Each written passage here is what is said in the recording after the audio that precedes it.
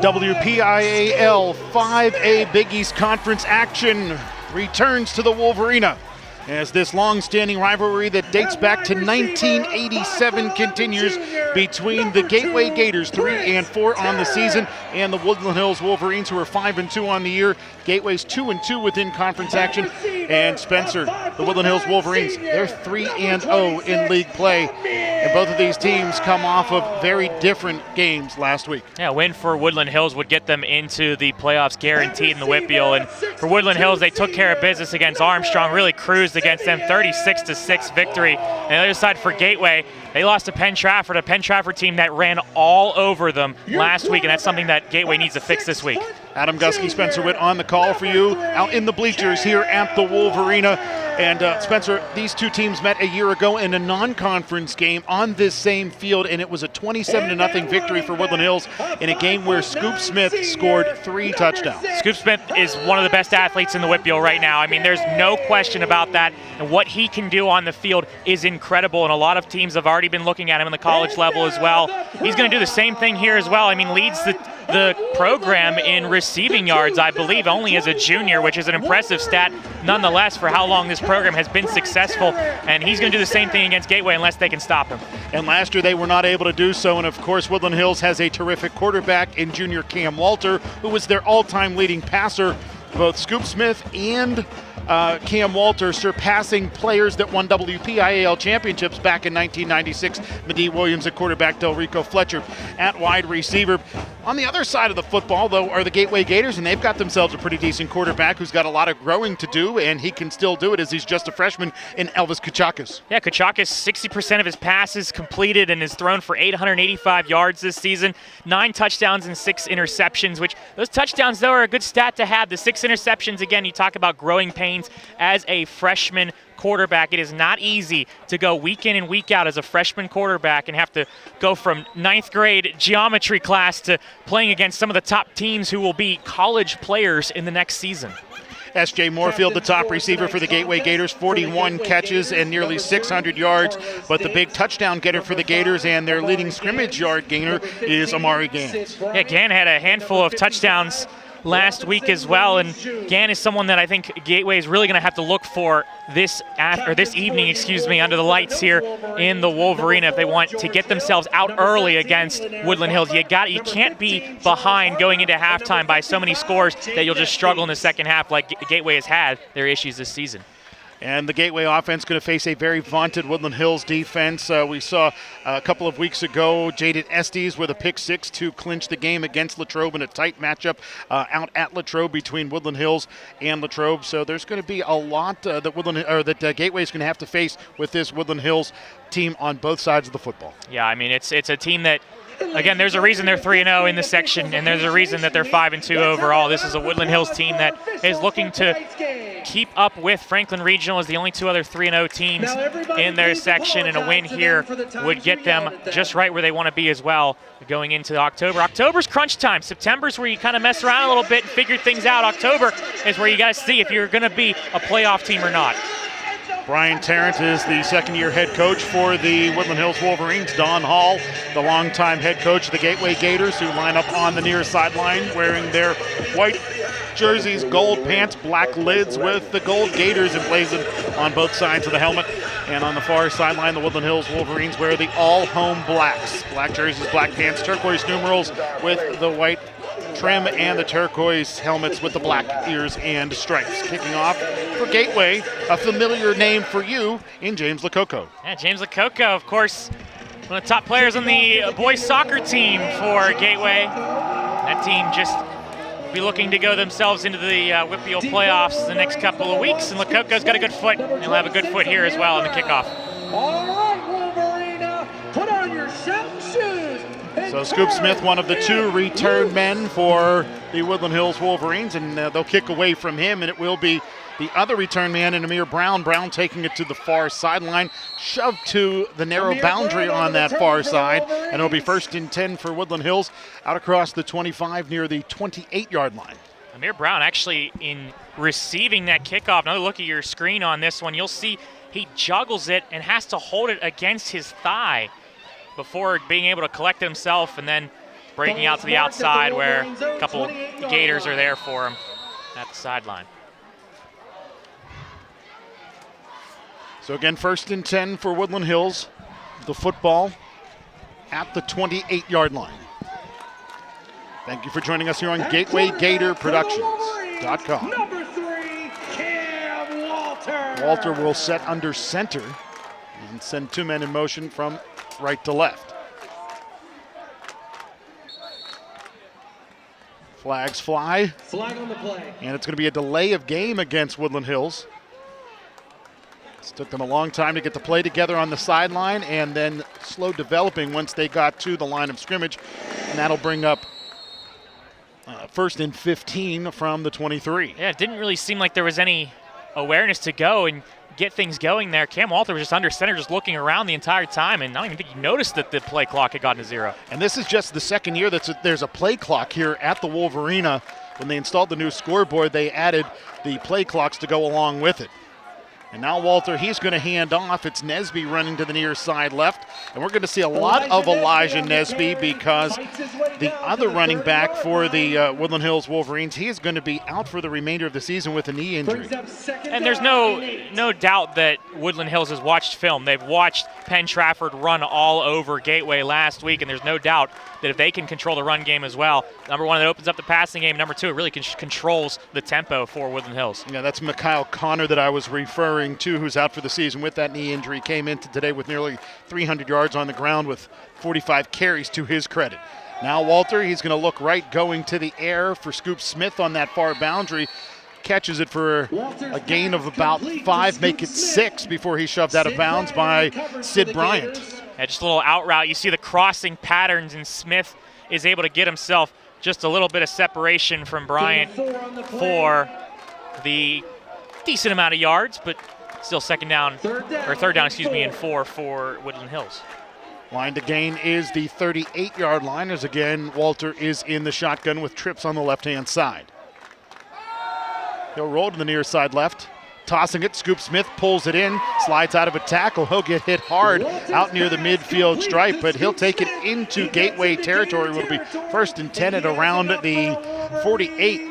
As involved in the tackle, Casey Carter amongst others. And that's that design play where they have those trips, wide receivers, where you can kind of keep Gateway's team stacked amongst each other, and then Scoop Smith can peel his way away from the defenders and get themselves a 1st down. I misspoke. That was Stammer on the stop, not Carter. Jaden Stammer, who has been a ball hawk for the Gators defense.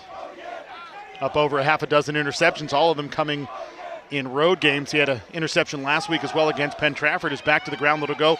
Nesby trying to bounce it right, slides out of some tackles inside of the 45 to the 40, where he is undercut at the 35-yard line. And another 1st down for the Woodland Hills Wolverines. Dyson Harper on the stop. We saw this a lot. Look at your screen. 1, 2 players get a hand on the running back for Woodland Hills, Nesby, but he's able to break it away. So instead of a 1-yard gain potentially, now it's a 1st down and at least 12 yards on that one. Clock winding here, 15 on the play clock. Again, play slow to get called in here. So Walter's going to have to speed things up with 5 on the play clock. Motion man, Smith, play action there. Schultz with the pressure, and he will knock Walter down to the deck. The pass incomplete, and that brings up 2nd down and 10. I like what Schultz did there. You see on your screen, put his hands up when he saw Walter pull back. When he pulled back down, you bring the hands down and you go for the tackle there, and that's exactly what he did. Though Walter was able to get away and throw that ball away just in nick of time.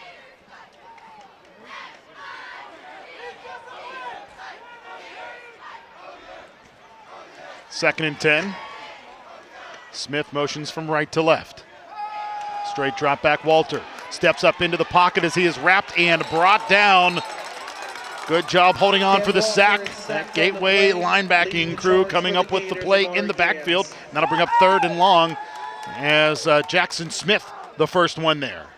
And credit to Gateway. Jackson Smith holding on for dear life with the foot, not letting Walter break free and get themselves forward. A big 3rd down opportunity here for Gateway to hold them on the first drive for Woodland Hills.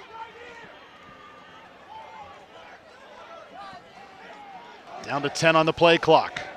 Walter barking out signals with trips on the left-hand side. Play clock down under 5 now. Walter pressured, flushed by Mark Knight. He's going to tuck and run as a flag comes in back behind the play.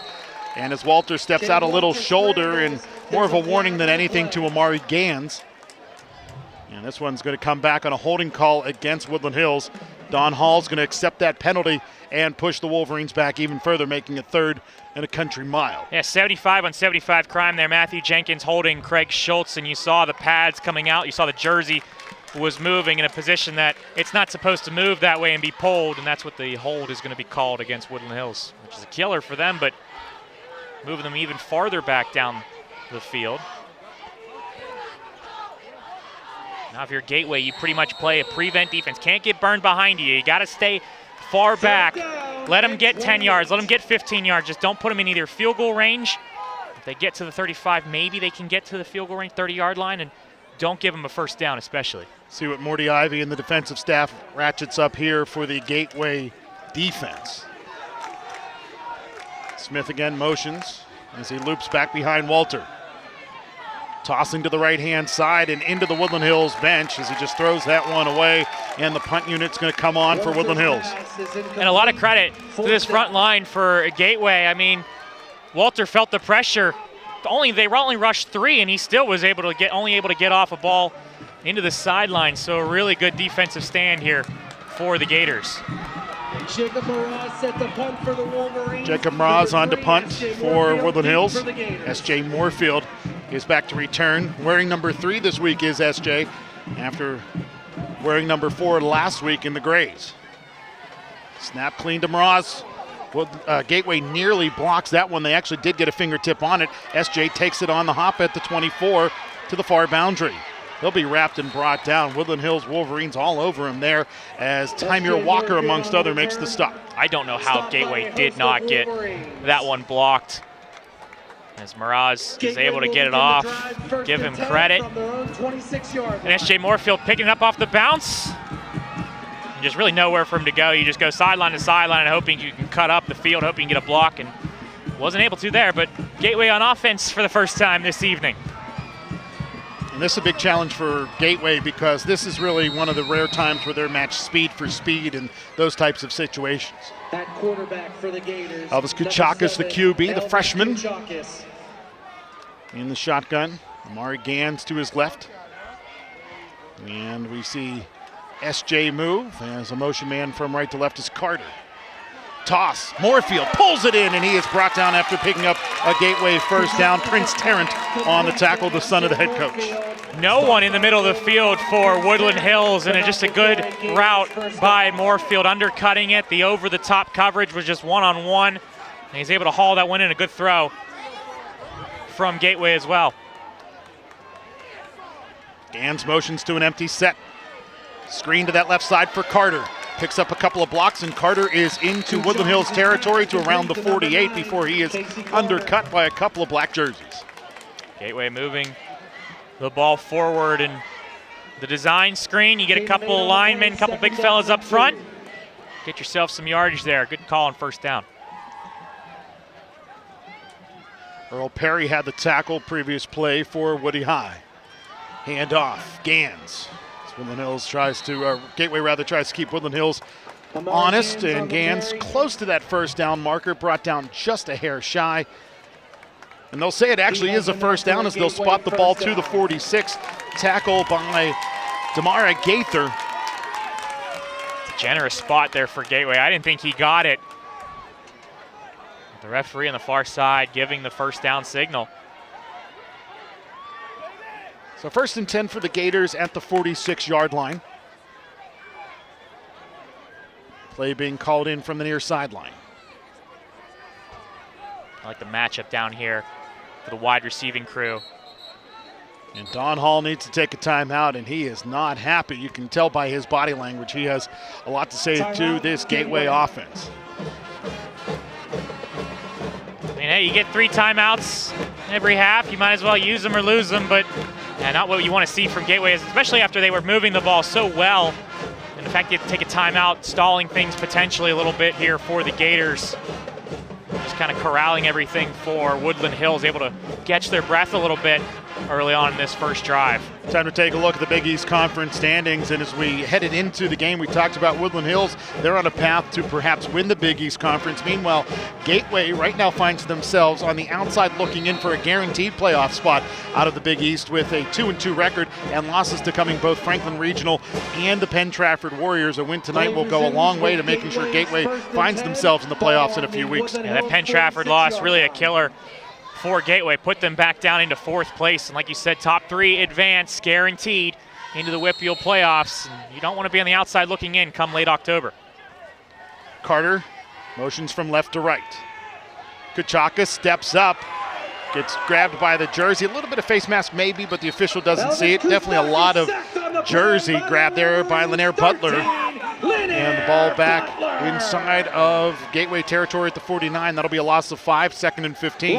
AC Butler not giving up on the play there. He goes out wide, takes a wide angle, cuts back in when he sees the quarterback scramble, taking him down for the sack.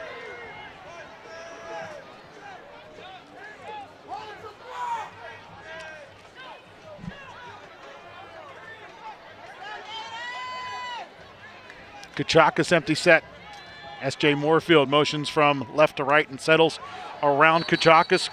Gateway was going to run the option to the left, and a false start against Gateway is going to cost them 5 yards. But now there's a flag downfield, and Amari Gans was tangled up with Tymir Walker. And Tymir Walker put his hands out, looked like he might have been the culprit on this. I'm wondering why he's being booked for a flag here. We'll see what the officials are going to discuss. It's very rare to see an extra flag come out when a false start on the line because, the play is dead. I mean, it's just there's not enough time to create another flag. Now, the only thing I can think of here is if it's a personal foul, it will be assessed against Woodland Hills. If the play doesn't count, the hold doesn't count because that's a hold or a interference downfield. Then there's nothing that actually happens because there's no play. And the ref, of course, would call if it's a hold after the play has been whistled. They would call the personal foul because it's unnecessary. Personal foul, unnecessary roughness against Woodland Hills. So that's going to back the ball up 5 yards. The way they march it off in high school is back 5, forward 15, instead of just assessing the 10.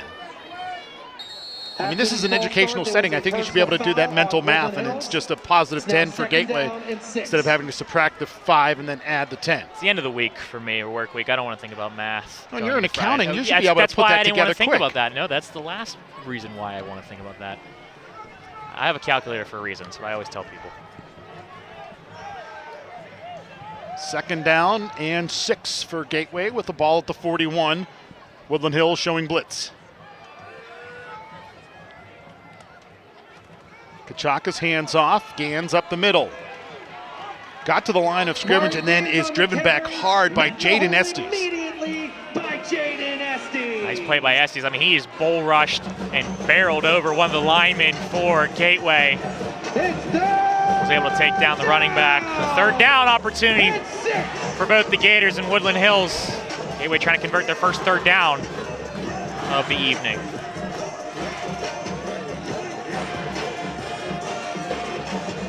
Clock continuing to wind here in a scoreless first quarter. Trips on the right, one receiver left. Kachaka's pressured, scrambles out of there, rolls to the right, tosses to S.J. Moorfield, just a hair behind him as Kachaka's was trying to make something out of nothing, and that incomplete pass brings up 4th down and a half a dozen. And it looks like Gateway's going to keep the offense on the field, at least for the moment. I think Chikakis is lucky. I believe this one might have been tipped by Prince Tarrant for Woodland Hills. Another look at it. You'll see the defensive back go up for it, and I think he got a piece of it. I don't think it was going to get to the intended receiver even if he doesn't touch it. I think it was a little bit behind him. It looks like Gateway might be going for it here on 4th down. Prince last year, all-conference honorable mention in Woodland Hills conference from a season ago as Don Hall needs to use a 2nd timeout on their first offensive drive of the first quarter. Fool me once, shame on you. Fool me twice, shame on me. This is a problem right now for Gateway, having to use both timeouts on their very first drive of the first quarter. And it's just, something is just not in sync right now between the coaching staff and the offense, whether it's the plays just aren't being called, it's just not knowing what the play is, the correct signal, something for Gateway is having issues right now. Next up for the Gateway Gators, home game against the Latrobe Wildcats. Back-to-back home games for Gateway against Latrobe and then Hempfield to wrap up the regular season. And of course, next week's going to be a big week for both of the teams in action tonight. For Woodland Hills, they'll take on Franklin Regional in Murraysville, while it'll be Latrobe coming to Monroeville as both teams wrap up their conference seasons. That might be a big matchup for Gateway, a Latrobe team that is behind them in the standings and would be possibly a must-win for the Gators. And Woodland Hills will finish up their season at home as well in conference action against Kiski. Pass is complete to Dyson Harper, and then as Dyson Harper took it forward for a first down, tries the hook and ladder to the far sideline. The ball bounces over to Amari Gans. He can't hang on to it, and it's recovered by Woodland Hills. Gateway had the first down. The old rule of thumb is you never go hash to hash on a hook and ladder. There's no reason to send that lateral over. You got the first down, just take the first. First off, it was a catch that bouncing back behind the line, or behind the first down marker, but the Gators were able to move forward with a Dyson Harper, but then just an unnecessary lateral there. You don't need to get tricky against these Woodland Hills teams when you're moving the ball already. Yeah, that may have been a design play. That's fine, but eat it at that point when you don't see that it's going to work out well. So the drop lateral, the incomplete lateral, was ended up into the hands of Scoop Smith, and now on the ensuing play, Scoop Smith takes it on the end around, takes the forward pitch, picks up a couple of yards before the tackle's made by Casey Carter. Yeah, my dad always told me, you never do a lateral if you're inside the hashes going out to the other side of the hash, or to the outside of the hashes. In a situation like that right there, it's just too much real estate to try and send that ball over. You need too perfect of a lateral, and just a big miscue for Woodland, or for Gateway right now. Contact on Walter as he releases that football. Jackson Smith was in there lightning quick, and that incomplete pass brings up 3rd down and 8. It's 3rd down and 7. You see Amari Gans for Gateway timing that snap perfectly, and just nothing that Woodland Hills could do, just getting it away. Desperation attempt at the feet of Scoop Smith, but Cam Walter, good job feeling the pressure from the backside and just throwing that one away.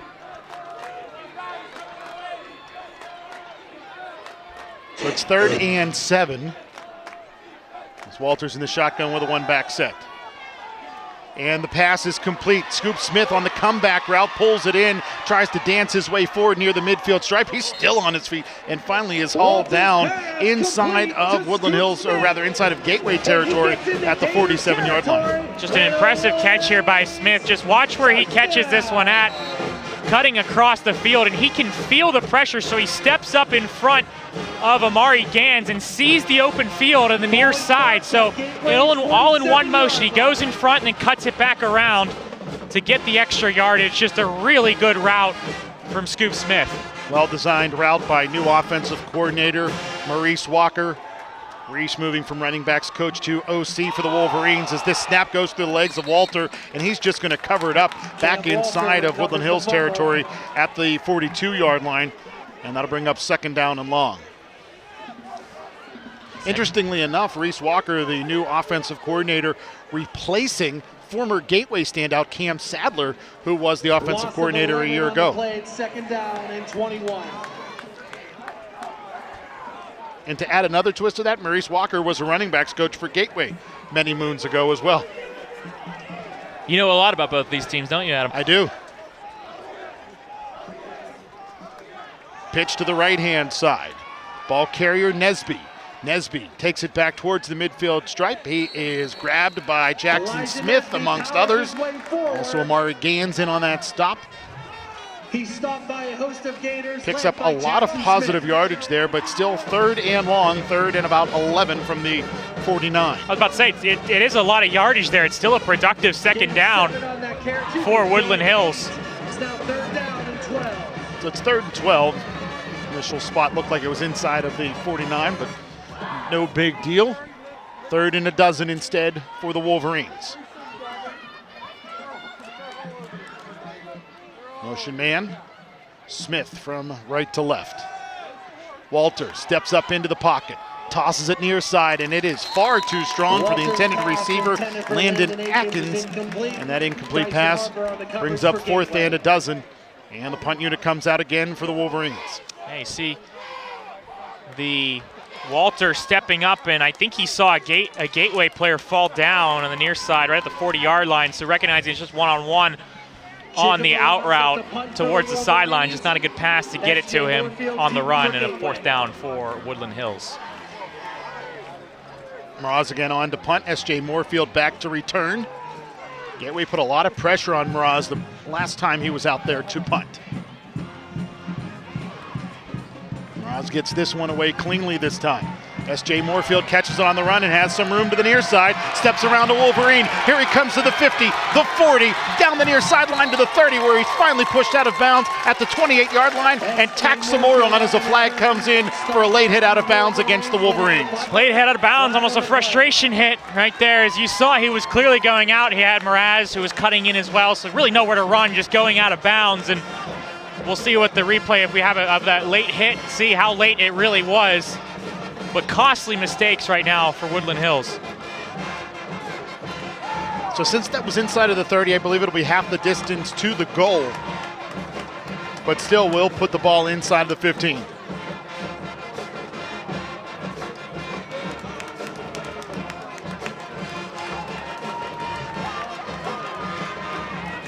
See another look at the return for S.J. Moorfield. And once he got around the edge, he knew he had a chance. Just a couple of Woody High players get in. You see him go out of bounds, and it's a tackle there. Lanier Butler, and I understand why they called it, because he went down is the reason why. Was not able to, didn't necessarily push him out of bounds after the play, but just going down with him. So it's 1st and 10 for Gateway in the red zone at the 14 as Moorfield yo-yos his way back out. And it's a false start against the center. I think it may be an illegal snap. He may have picked the ball up and put it back down on the floor. And that'll push the ball back to the 19.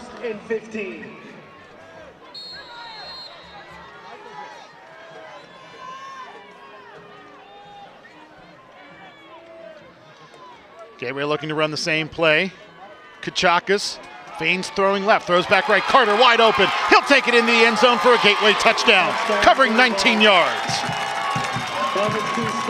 Casey Carter for Gateway, pretty much wide open at the 10-yard line. Woodland Hills had, I think, 3 or 4 guys in the end zone, but they just never really covered Carter, who was standing just a little bit in front of it. And a good read by Shikakis for Gateway, was able to read that one. You saw him go through his progressions and find him on the right side for the end zone.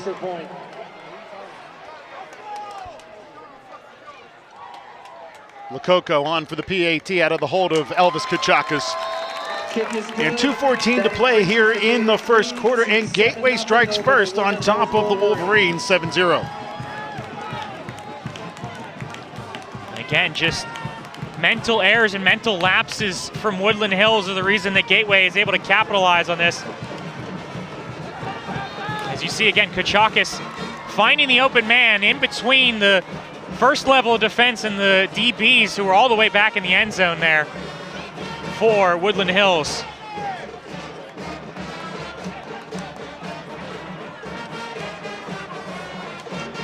So we talked about what's ahead for Gateway, the 2 games against Latrobe and the non-conference interclassification matchup against Hempfield. Next up for the Woodland Hills Wolverines, they are out in Murraysville to take on Franklin Regional, and then they wrap up the regular season at home. Senior day here at the Wolverine against the Kiskey Cavaliers. I mean, that matchup, I should say, at Franklin Regional might be one of the games of the week for the WPIAL. Could decide the section for both Franklin Regional and Woodland Hills, but Gateway's proving them a little bit differently right now. And if Gateway is able to continue on this path, that will put Woodland Hills a game behind Franklin Regional heading into next week, providing Franklin Regional gets the win tonight. However, should Woodland Hills defeat Franklin Regional next week and lose today, they would still have a share of the conference title in their sights, as this kick rolls all the way inside of the 5 to the 3, where it's scooped up by Scoop Smith. He'll run to the far sideline. Boy, is that kid fast and elusive. Down the far boundary he'll go, looking to cut it back. Slides out of one tackle. Can't leap over another Gateway Gator as Mekhi Burns-Diggs makes the touchdown-saving stop at the 49.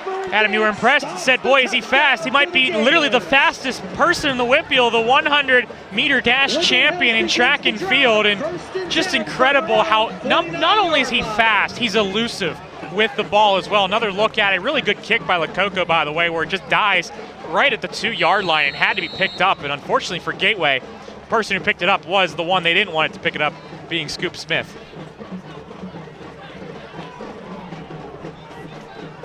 So able to cut it back there around Sid Bryant. And like I said, that touchdown saving tackle by Burns-Diggs.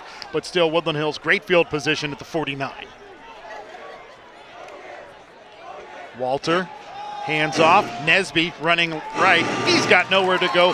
Craig Schultz closes the door, and then locking it is Roberson Louis June. Just nowhere for Woodland Hills to go. Give credit, the run game for Woodland Hills has not been able to do much. Gateway's getting a player or two in the backfield pretty much every single play for a lot of these plays here for Woodland Hills' offense. Woodland Hills has traditionally buttered their bread on the ground. They have clearly been a passing team this season with 2 running backs just over 500 yards. This time it's Scoop Smith trying to take the end around. And boy, look at him dance. He'll take it inside of the 50, where he's brought down by Jackson Smith at around the 47-yard line. A pickup of 4, and that brings up 2nd down and a half a dozen. You see Scoop Smith just finding the hole, waiting, almost like a Le'Veon Bell style. We're just waiting, figuring out where the hole is, and then he's able to bounce it out so quickly as well. Jackson Smith, credit, was able to hold on to him, though, and pull him down. Smith, the sophomore, he has been lights out at that inside linebacker spot since moving into the starting lineup as a freshman last year. Walter, pressure, tossing it down the field, has a receiver with a step, but he overthrows Malik McLeod. Stammer on the coverage for Gateway.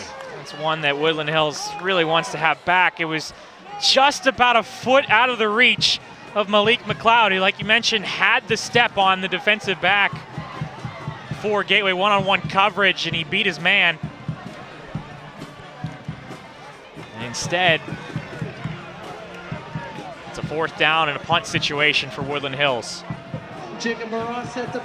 Mraz will punt. SJ again back deep to receive his long punt return. Set the Gators up as the ball slides out of Mraz's hands, and Gateway, can they cover it up? It doesn't matter, because it would have been a turnover on downs if not, and it will be another big special teams play by Mekhi Burns-Diggs as he covers it up, and it'll be Gators football at the 39.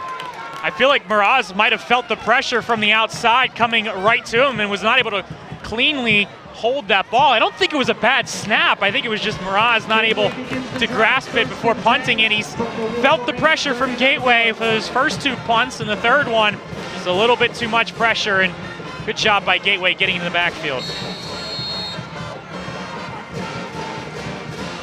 S.J. Moorfield motions, hands off, flea flicker now, toss to the left for S.J., and he is met.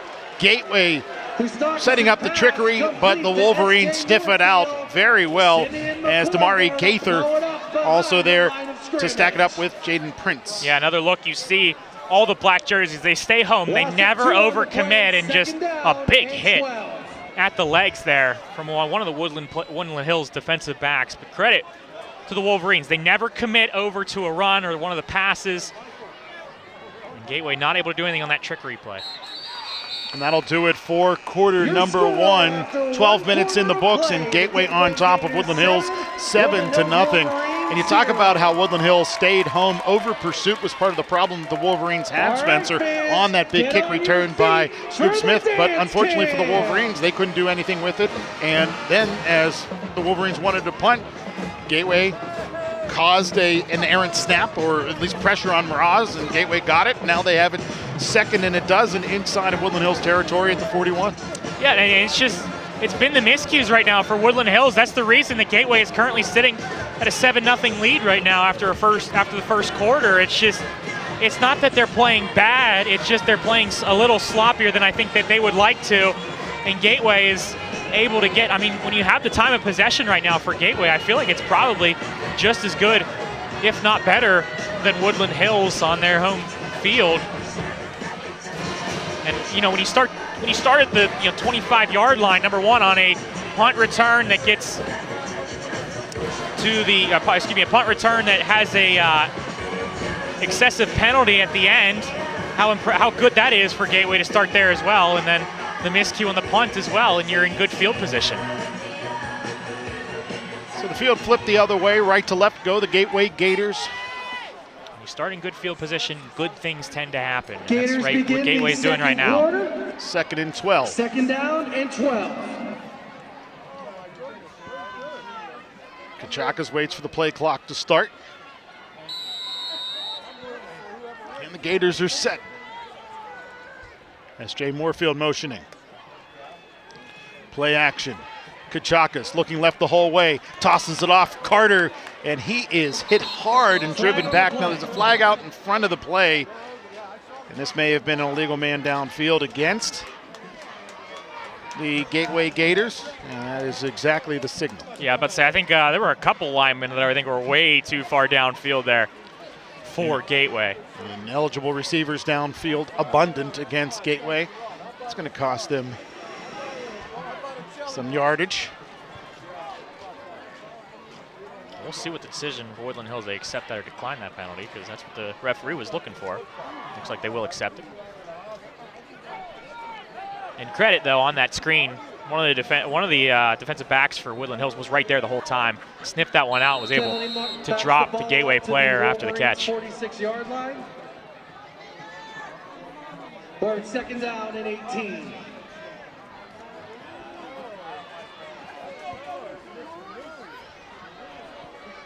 About 2nd and 17 here for Woodland Hills, or for Gateway rather, inside of Woodland Hills territory at the 46. Motion man, S.J. Moorfield. He'll loop his way back to the right. Kachakas spinning, scrambling right. Picks up a block from S.J. Moorfield. Now tosses to the boundary, and it will go into the Woodland Hills sideline, incomplete. And that'll bring up 3rd and 17.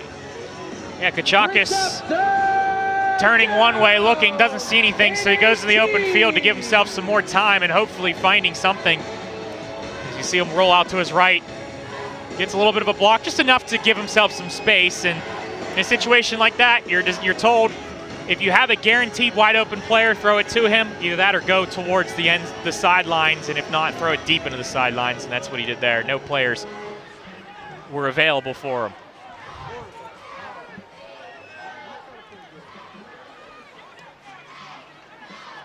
Straight drop back, Kachakas.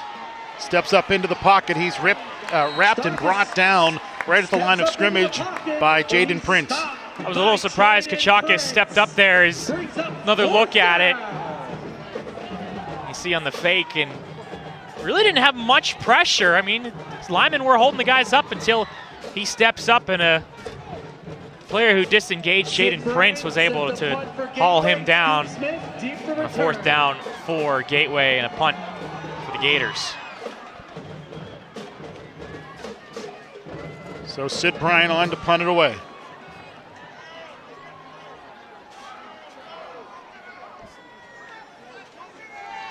Bryant. Looks like Woodland Hills got a piece of the punt. Maybe not. The official doesn't say it. He actually tosses a flag down as Scoop Smith's going to run down that far sideline. There's a flag back behind the play, and there goes Scoop Smith as he is tripped up and brought down at the 34-yard line. And still going at it are a Gateway and Woodland Hills player, as trying to embellish at the end there after Julian Dancier got tangled up with a Wolverine and Prince Tarrant. I think Dancier is going to be guilty of some sort of penalty downfield after the punt, the roughing the punter. Yeah, this is definitely roughing the punter. Was not able to get a piece of that ball as the Gators punter was hit after the punt, so that one immediately was going to come back. It was no matter what Scoop Smith was doing on the other side until you have this flag over here as well. And some discussion between the referees, some extracurriculars, as Vince Russo would always say. Away from the play, just unnecessary right now, and we'll see what the referees will decide. So Don Hall getting the situation explained to him by our white hat referee along the near boundary.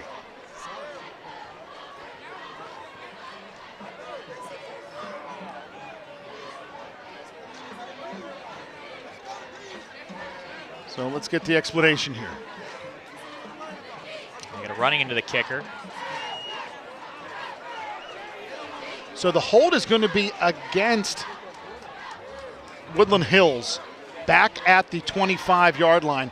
The officials don't call a flag for the two players getting tangled up because all it would have been, offsetting penalties in that circumstance. So the hold against Woodland Hills is going to be enforced from the 25 back to the 15, negating a nice run back by Scoop Smith, and also because it was just running into the kicker instead of roughing the kicker, no automatic first down. Yeah, that would have been a 5-yard penalty, and just to repeat the down, I believe, running into the kicker. So, yeah, you know that you're going to hold them at the 15-yard line, number one. Number two, you don't want Scoop Smith to try and return another punt, so you might as well just take the hold over there instead, which is the right decision for Gateway.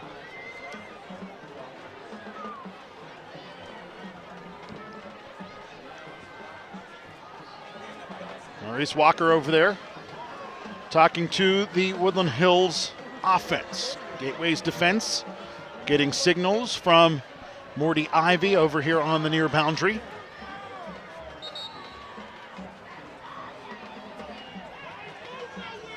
They're still discussing it. I mean, Gateway's defense is already on the field, and they're still in a huddle over by the bench. The officials gave Woodland Hills a lot of time to talk plays over before chopping in that play clock, but the play clock now already down to 10 as Woodland Hills gets to the line of scrimmage. You see that play clock hitting 3. I mean, they got to get this ball off. And they do with 1 second as Walter, seeing shadows, scrambles to the right, throws it off, pass complete to Malik McLeod, and McLeod's going to take it out across the 35 to about the 37-yard line, and a big pickup there of about 22 yards for the Woodland Hills Wolverines. Yeah, it's just a go route from McLeod, who then stops and recognizes the open field, and Jaden Stammer just tries to get his hand on the ball just a second too late, and you go for broke, and unfortunately it was broke for Gateway. They were able to get some more yards.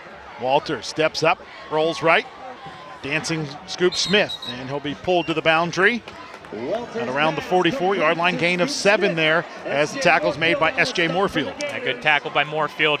Give him the sidelines. You can't go any farther out, and you can force him to the edge, and you see a couple Gateway players helping him in assistance as well. Nothing Scoop Smith could do there other than making a nice haul in there for the catch.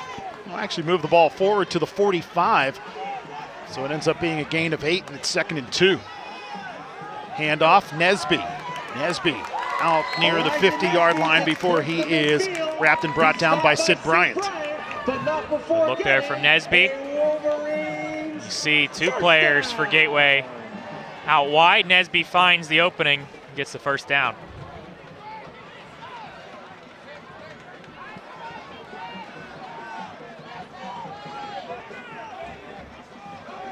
Walter with Nesby to his right.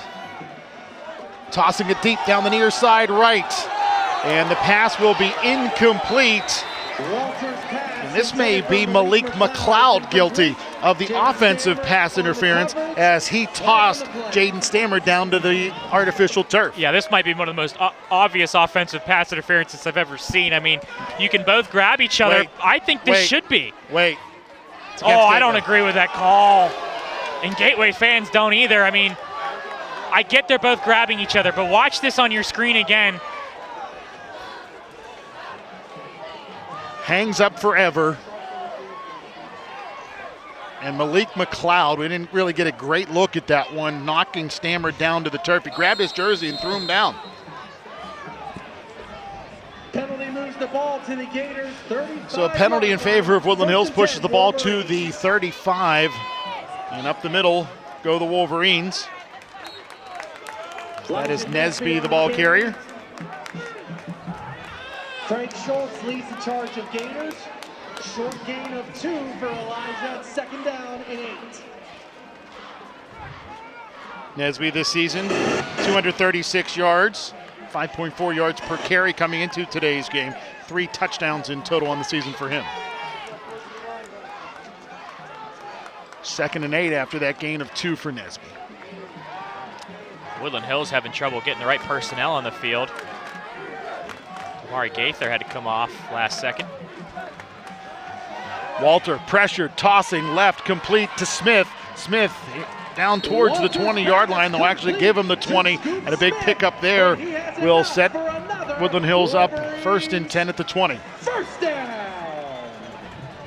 And again, just Scoop Smith, you see just a little curl route, or a little route to the sidelines, I should say, but he's just able to get upfield so quickly that if you're not right on top of him, he'll cut that upfield and get those extra yards like he did there.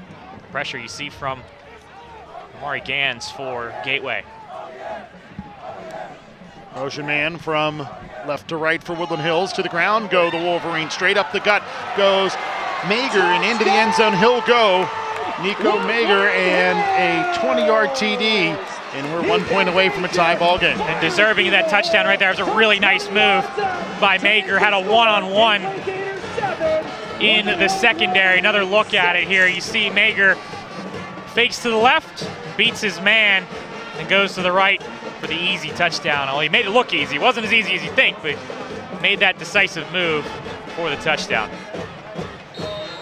Jacob Moran set to attempt the extra point on the hold of Prince Terry. So Mraz to attempt the PAT to tie the game. And that PAT is up and good. It is good. We are tied. Craig Schultz gets tangled up with one of the Woodland Hills linemen, and Nasir Neal, 6'2" senior. And Neal gets calmed down by one of his teammates. He'll go to the sideline, and got ourselves a tie ball game with 8:42 to play here in quarter number 2. And a lot cleaner of a offensive drive there for Woodland Hills. Very few mistakes, and the reason for the touchdown is they were able to move the ball. They did get a little help, of course, with that pass interference. It definitely helped them as well for the Wolverines. But a much better offensive possession there for Woodland Hills. Obviously, of course, having a touchdown, but just overall, regardless of the touchdown, they were able to move the ball a lot better than the last couple possessions. So can Gateway bounce back here and reclaim the lead? We'll take another look at this one, and this will be another look at the pass interference that, in our opinion, and the fans on the near sidelines opinion, should have gone against Malik McLeod instead of Jaden Stammer, but it went against Stammer, and that pushed the ball into Woodland Hills territory instead of pushing, or into the Gateway territory rather, instead of Woodland Hills being pushed back to their own 35. And again, your refs will usually give grabbing if both players are grabbing. You can hold on to each other, just keep each other at bay. It's just the part where Stammer goes down that should have been the call there as a little short kick and a stoppage here. And that one popped up where Dan Sear caught it and whistles blow, and I think Woodland Hills may have been offsides. Yeah, just trying to jump that for Woodland Hills. Again, obviously designed as a little pooch kick.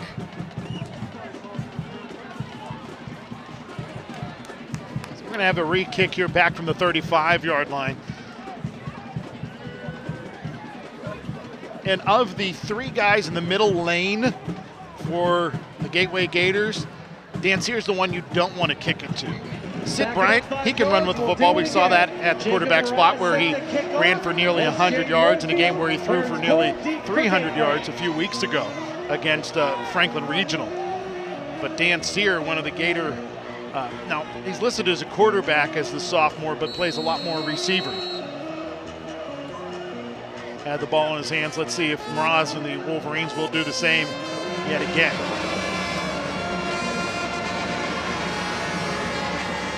He'll boom this one over the head of S.J. Moorfield and into the end zone for a touchback. Mraz's kick goes into the end zone for a touchback. It'll be 1st and 10 for the Gateway Gators. From their own 20-yard line. At the 20. Good kick on that one, even with the penalty going back. Hit right at that end zone line for Mraz. And Gateway, if you're the Gators, you got to respond here. Got to move the ball as much as Woodland Hills has. Had a quick turnover or quick 4 and out, I think, on their last possession in between the first quarter and the second. Need some kind of offense here for Gateway to keep in check. Low snap to Kuchaka's handoff. Gans trying to bounce it right. Taking it further to that right-hand side where he spun down as he crosses the 25. Brought down at around the 27-yard line, so about a gain of 7 there before being brought down by a few Wolverines. Nice run by Amari Gaines, just keeping the feet moving, never stop moving. Was able to bounce that out, get himself the extra yardage. Earl Perry on that tackle. As Kuchakas pulls it out of the belly on the option read there, and he pulls it out, runs left, picks up the first down. It's good to see him dive forward, because diving forward, he does that a lot better than he does sliding. So we saw some issues with that up the Allegheny Valley at Kiski and Armstrong.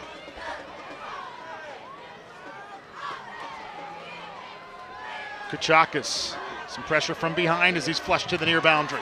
He's going to toss it into the Gateway bench. A near one-handed catch by Carlos Diggs, the D-back on the near sideline, but the incomplete pass brings up 2nd down and 10. You see Kuchakas just looking to his left the entire time, and then both of his wide receivers, one's too deep down the field, the other one went the other way against, can't throw against the grain, so I'm just going to throw that one into the bench.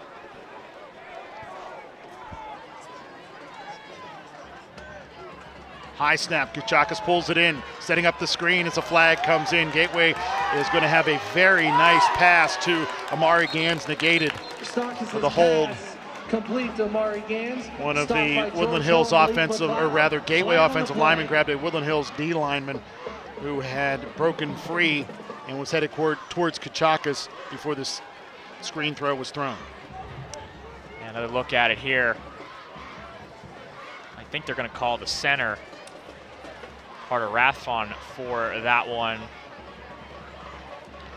Obviously, of course, a design screen, you hit once and then roll out if you're one of the offensive line that are going to block forward, but if you're not, you got to hold that guy a little bit longer, or I should say block him a little longer, and instead he held him a little bit too long there. Rathfon has been tossed into action as a sophomore at the center spot so many times this season because of various injuries along that Gateway offensive line.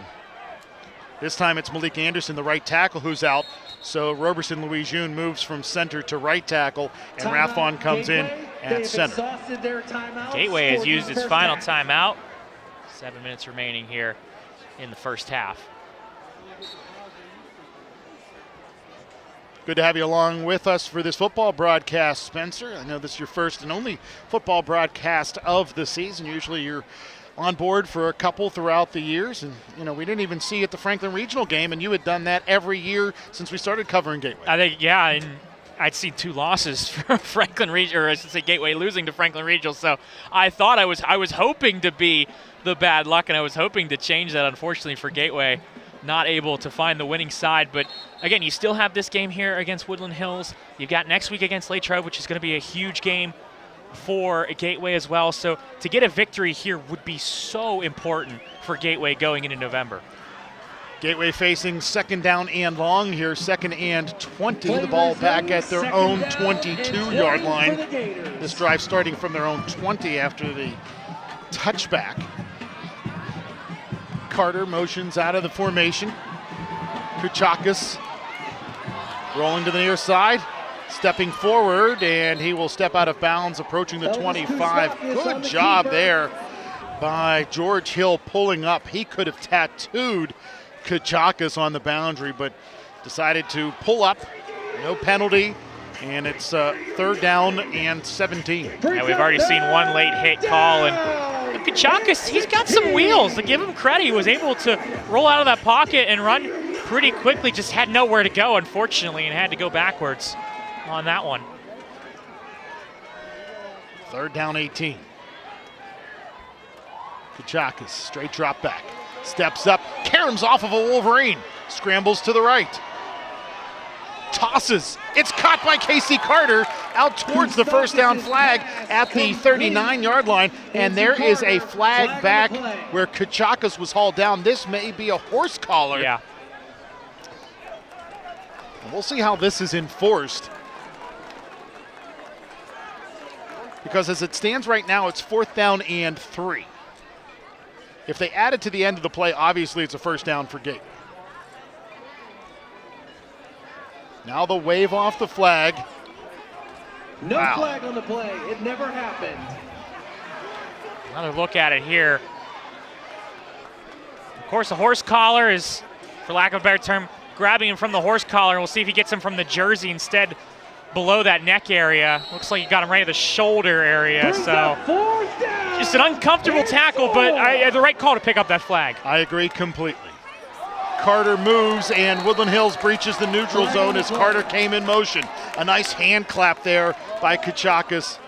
And you add to that the motion by Carter, and the encroachment pushes the ball 5 yards, and it's 1st and 10 for Gateway. Gateway got a gift there. Again, Woodland Hills, a little sloppy.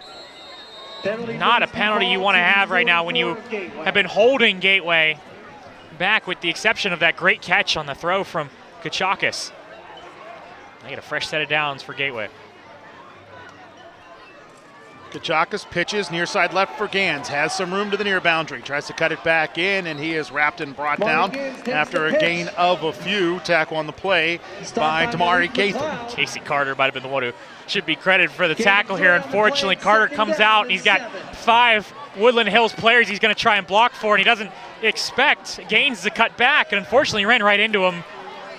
You know, it's one of the things where it's a little later, he gets a little bit of a block, it's a little earlier, it means nothing, he doesn't run into him, but nothing that Gateway could do there with Carter.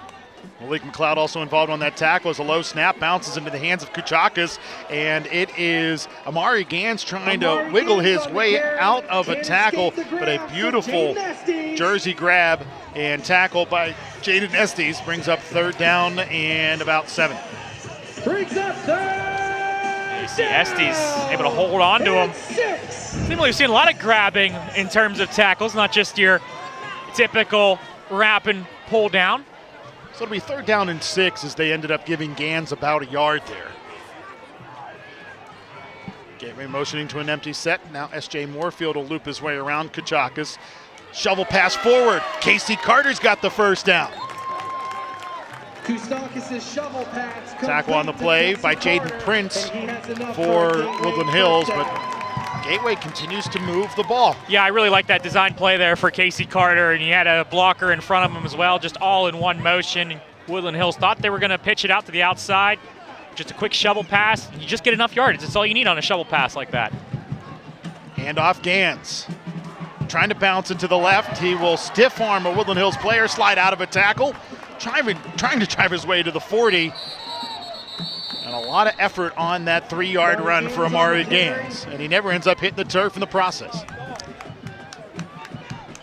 Gain of 4 on the play, 2nd down and 6. Stiff arm there from Gans as well on George Hill. Like you said, never went down. Always an impressive run when you can bounce off tackles and escape and just never actually be pulled down. 2nd and about 7 here for Gateway inside of Woodland Hills territory. Kachakis trying to set up a screen here, and Woodland Hills was all over that one as it was tossed down to the turf. Jaden Prince will be credited with that PBU. And that screen broke down. There was really, the Woodland Hills players were blocked into the running back there. Just nothing you can do. There's too much traffic to try and thread the needle and get that to your screen man.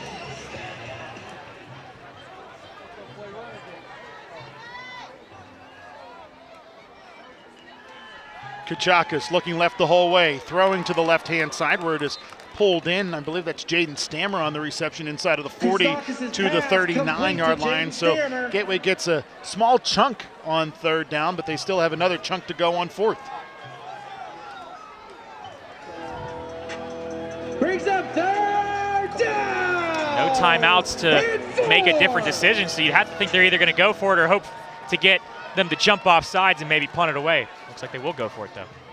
Kachakis throws it down the middle, and he overthrows the intended receiver, Casey Carter.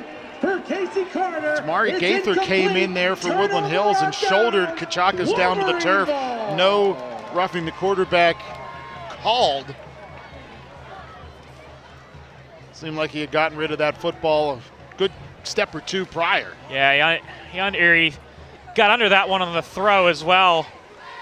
Carter did have a step on his defensive back who was guarding him, who a little bit of words and stuff talked about afterwards, but Carter walked away from that one knowing that no need to engage with that, number one. And number two, it wasn't the defensive back who made the play there. It was just an errant throw to be the turnover on downs.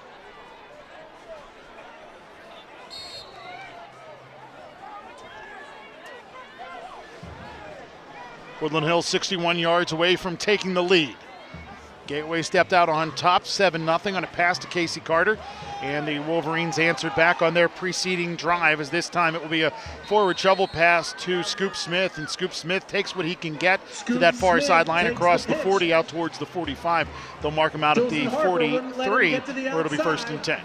Or rather, 2nd and 5, excuse me. Foot to foot, hash to hash, and just give him the outside. Have him make him cut all the way around and up if he wants to get extra yardage there, which he has shown to do, but Gateway there, 3-4 guys all spread out, not letting him cut back in. So initially the ball was spotted closer to the 44 instead of the 43, so it's 2nd and 6. Snap awry. Now Scoop Smith will take the pitch from Walter to the far sideline, and Scoop Smith takes the pitch. Out of bounds at the 50, 1st and 10 for Woodland Hills, 50 yards away from pay dirt. 1st down. See the fake, and over to Smith. He's able to get that burst of speed to get a 1st down and out of bounds.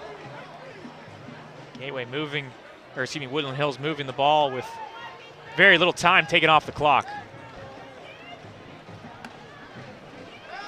Walter pressured, hit as he releases the football, but still able to find Scoop on a crossing route. Scoop down the far sideline and finally will be pushed out of bounds by Dyson Harper, but a big pickup for Woodland Hills, and Sid Bryant is down back behind the play, holding that right knee, and he is in some serious discomfort. Yeah, Bryant, I don't know if Bryant was defending Scoop Smith on this one. Another look at it. Yeah, he went down, was the guy who was guarding Smith. An unfortunate break for Gateway there, and unfortunate for Sid Bryant, who is still down and being attended to, holding that knee again. You see the pressure almost getting to the quarterback, Mari Gans. And Bryant still in pain. Sid Bryant being tended to by the athletic training staff. Beautiful night here in southwestern Pennsylvania. Hard to believe that on October 11th it's 60 degrees with clear skies. Just a beautiful night for high school football.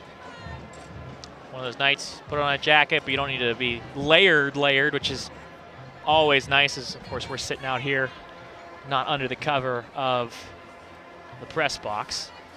Looking back to 2021, we were here shivering. I mean, literally, it had gotten so cold here at the Wolverina that night that Vince and I were shivering. The following week, we were at Connellsville, and we were in our shirt sleeves because the temperature had risen so very much. Never truly can guess Pittsburgh weather. I mean, I think it's supposed to drop down to the 50s next week, but who knows what's going to happen after that. Taking a look at what is in the Big East Conference, now the Allegheny 6, the deepest conference in WPIAL 5A. Bethel Park, Upper St. Clair, both 2-0. Peters Township and South Fayette are both 1-1 in league action. Moon and Baldwin 0-2, and Baldwin has yet to win a game this year. Yeah, they probably won't, to be honest. Unfortunately for the Highlanders, the Fighting Highlanders is in that Allegheny 6 conference, what I would call a South Hills conference. A lot of those teams from that South Hills area, with the exception, of course, of Moon. So Sid Bryant is helped to the sideline, trying to put more and more weight with each step, and is having a hard time doing so. Yes, he's going to be helped to the bench. One thing is good, though, is he is putting a little bit of pressure on that leg, which is a little bit of a good sign. Obviously, not going to speculate on anything, but that is something that is a little bit of a positive. Handoff, Nesby trying to take it to that left-hand side, tossed by one Gator and then tracked down by a few others as Mark Knight cleans up the play. Carter was the initial Gator there. Yeah, you got spun around, and it's always so scary when you get spun around in a play like this because you know another player is going to be coming in like a bullet for Gateway, and that's exactly what happened there. Second guy came and laid the wall up to finally pull down Nesby.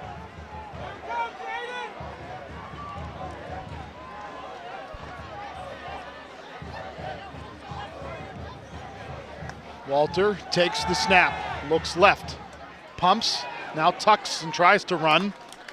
He'll get to the 15, maybe just a hair shy of the 15, so it'll be a gain of half a yard to a yard, and that'll bring up 3rd and 14. Gain of 1 on the play, it's 3rd down and 14.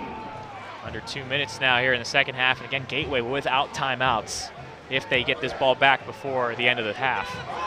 Conversely, Woodland Hills still has all 3 in their pocket on this 3rd down play. Looks like Brian Tarrant, the head coach, is going to use the timeout. It's a good call to take your timeout here. You really, again, use them or lose them in a situation like this, get an idea as to how the defense looks. And it's technically a 3rd down, but of course that marker right at the 2-yard line, so you're really looking, unless you get stopped right short of the goal, looking like you got to go into the end zone on possibly either 4-down territory here or taking the points with the field goal attempt. Our last Gateway game of the week coming up this week. It'll be volleyball before we have a couple of football games to wrap up the fall regular season. Yeah, the Gators take on McKeesport on Thursday. We'll be on the call of that one. We talked about Latrobe football game on the 18th. It'll be one to watch, I think, regardless of what this score is, whether Gateway does come out victorious or on the other side of it. Latrobe has such an important game for them. It'll be a big game for both of those football teams, and especially should Woodland Hills be able to avoid the upset and defeat the Gateway Gators here tonight. Gateway would have to defeat Latrobe and hope for a little bit of help by the selection committee to make their way into the playoffs. Latrobe at Pine Richland, so non-conference game for them this week. Walter tossing to the end zone, jumping up, and the pass is broken up, and there's a flag down as well. Carlos Diggs is going to be called for the pass interference. Diggs never looked back. I'm not going to guarantee anything right now until I see the signal after the last pass interference we've seen, but yeah, Diggs holding them the whole time, and he never ever looked at this ball. You'll see top of your screen here, the cut move. And again, just never looked back, and that's what's going to be called. Never allowed the wide receiver to even get an attempt at grabbing that, so going to be called for pass interference every time. Not the worst thing in the world because of where the ball was. It's half the distance to the goal line, so it remains 3rd down, but instead of 3rd and 14, it's about 3rd and 6 now from the 7. Walter tossing towards the end zone as there's going to be a holding penalty against Woodland Hills at the offensive line.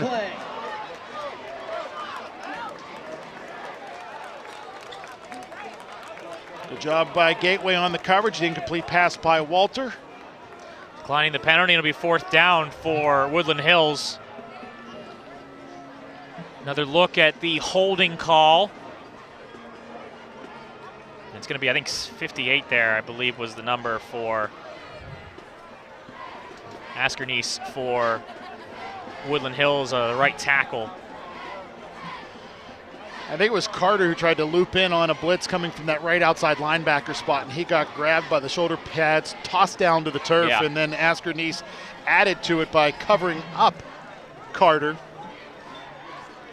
So Woodland Hills looks to take the lead on a field goal by Jacob Mraz. He has 1 to his credit this season.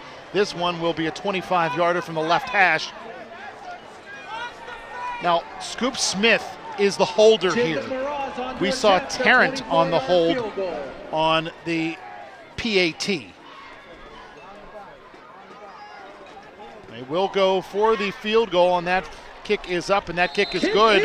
And Woodland Hills has claimed a 3-point lead, 10-7 with 1:19 to play here in the second quarter. I like the call by Brian Tarrant there, is taking the points near the end of the first half.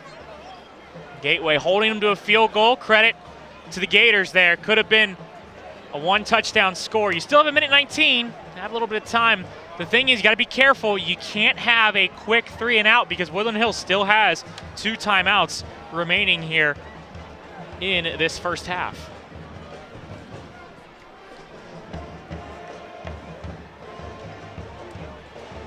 So 25-yard field goal for Jacob Mraz has given Woodland Hills the advantage. Brian Tarrant having a conversation with the defensive back squad for the Woodland Hills Wolverines, including his son Prince.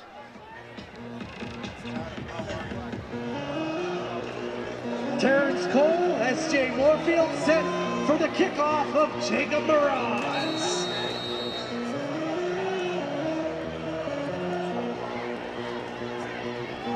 Terrence Cole back deep to receive to the left-hand side of S.J. Moorfield. Let's see what Mraz does with this one. He'll boom it, and will be caught by S.J. in the end zone.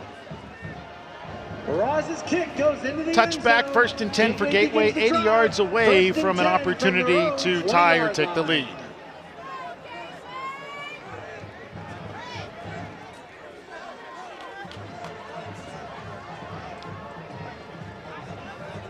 Gateway going to have to use the sidelines to their advantage. Yeah, I was about to say, ball in the middle of the field really does nothing other than take time away, especially if it's just a quick pass. You got 80 yards of field they got to do with a minute 19 here.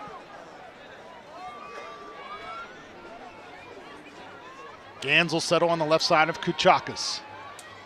S.J. Moorfield motions from right to left. Low snap. Kuchakas tossing, sliding down, and the pass is incomplete, intended for Wade Lewis. Kuchakas' pass intended for Wade Lewis is ruled incomplete.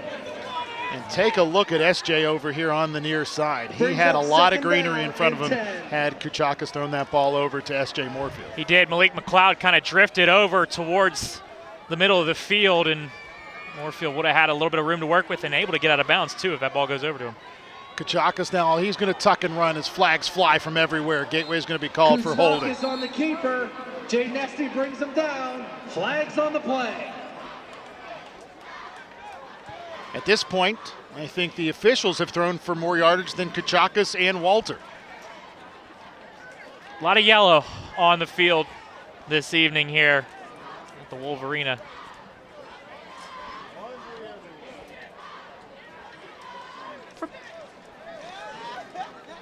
So Woodland Hills declines the penalty. They take the play because the clock stopped, and it's 3rd and 10. Smart decision there by Brian Tarrant, second-year head coach of the Woodland Hills Wolverines. Just the 3rd coach they've ever known. First coach who spent the majority of his career here at Woodland Hills, George Novak. The field we sit above was named after him. I assume you played under George Novak? I did. Correct?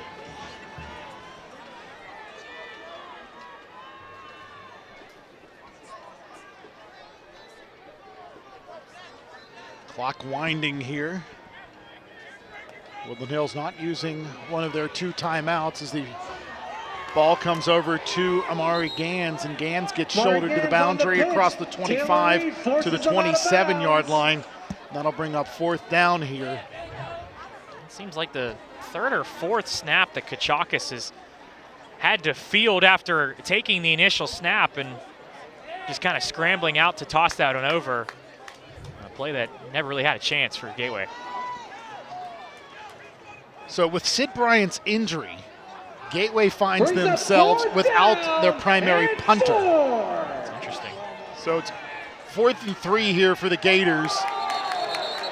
And let's see what happened here, because it looked like Gaither moved first, but Was he drawn by the left guard, or was the left guard drawn by Gaither? It's Chase Gabriel, the left guard for Gateway. We'll have to see what the call is.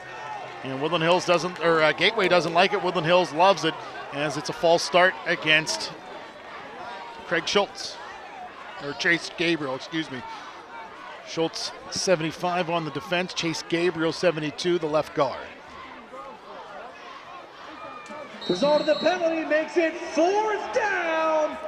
Again, Gateway without their punter here on this 4th and 9. And they're going for it at their own 20.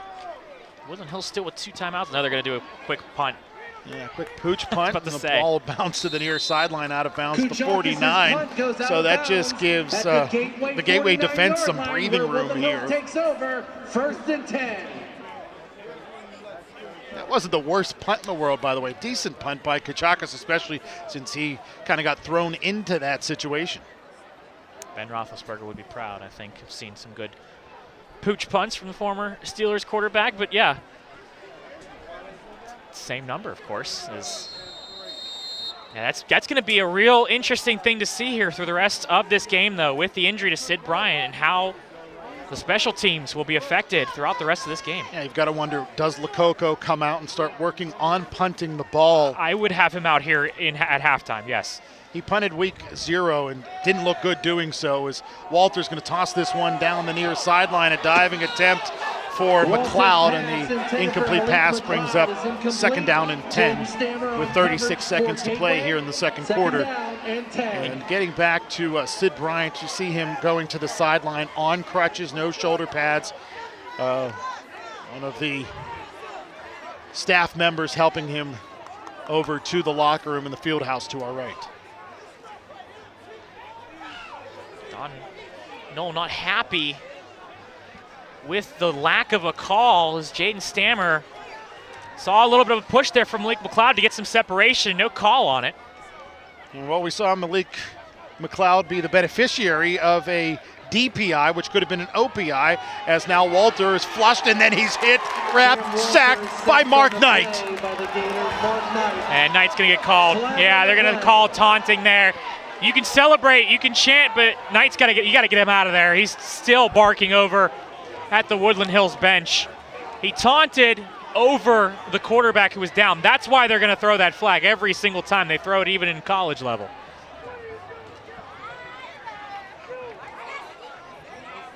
It's Don Knoll calling him over. He said, "You, over." Yeah, that was not a smart play by Mark Knight, and now Colin Ireland will be called into service. And, you know, this is really doubling down on an issue with Gateway.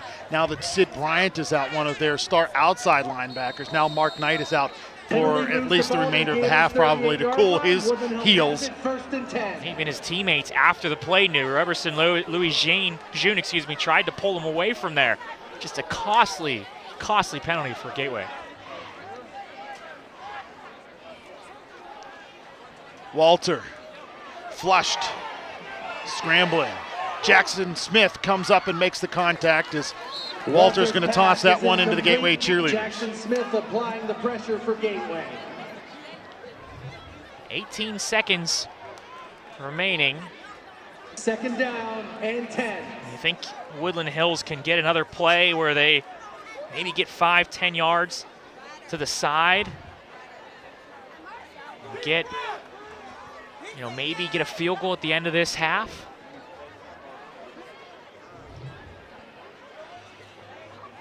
Another look here. This was Scoop Smith seeing open, but I know he's wide open, but there's always the intent you never go across the field. Walter tossing to the near side right, and the ball is bobbled and dropped by Landon Akins. Akins is incomplete. 3rd down and 10. That'll bring up 3rd down and 10. Look at it here. I mean, this is a really good design for Woodland Hills. They have the trailing receiver cut back under and get the yardage towards the sidelines, but unfortunately for Woodland Hills, a drop pass there. Mark Knight has been reinserted into the lineup as he is cooled down. Now Colin Ireland is going to have to scramble off on this 3rd and 10. toss to the right hand, or the left hand side rather, is complete to Prince Tarrant, and Tarrant is brought down after picking up a first down at around the 26-yard line. Would be 1st and 10 for Woodland Hills. First down. Timeout taken. Timeout, Woodland Hills. Got the kicking unit will be out, and it will be Morose who will be out there to kick. And this will be a decidedly longer field goal than the 25-yarder we saw from Roz earlier here in the second quarter. This one is at the ball's at the 26, so in all likelihood the ball will be placed at around the 33. So this will be a 43-yard field goal attempt from the left hash for the junior Jacob Roz.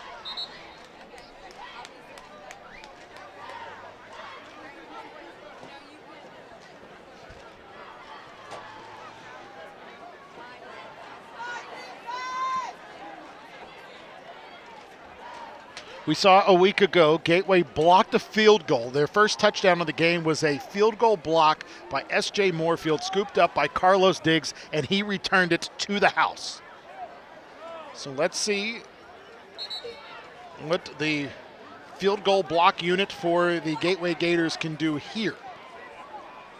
A lot of both sides. Players have been getting into the backfield on special teams. We'll see if Gateway's got some magic here. Woodland Hills can get a field goal off. This will be a 33-yarder from the left hash. The kick is up, and that kick for Mraz is good. A 43-yarder. And that will put Woodland Hills on top of Gateway by 6, 13-7 at halftime.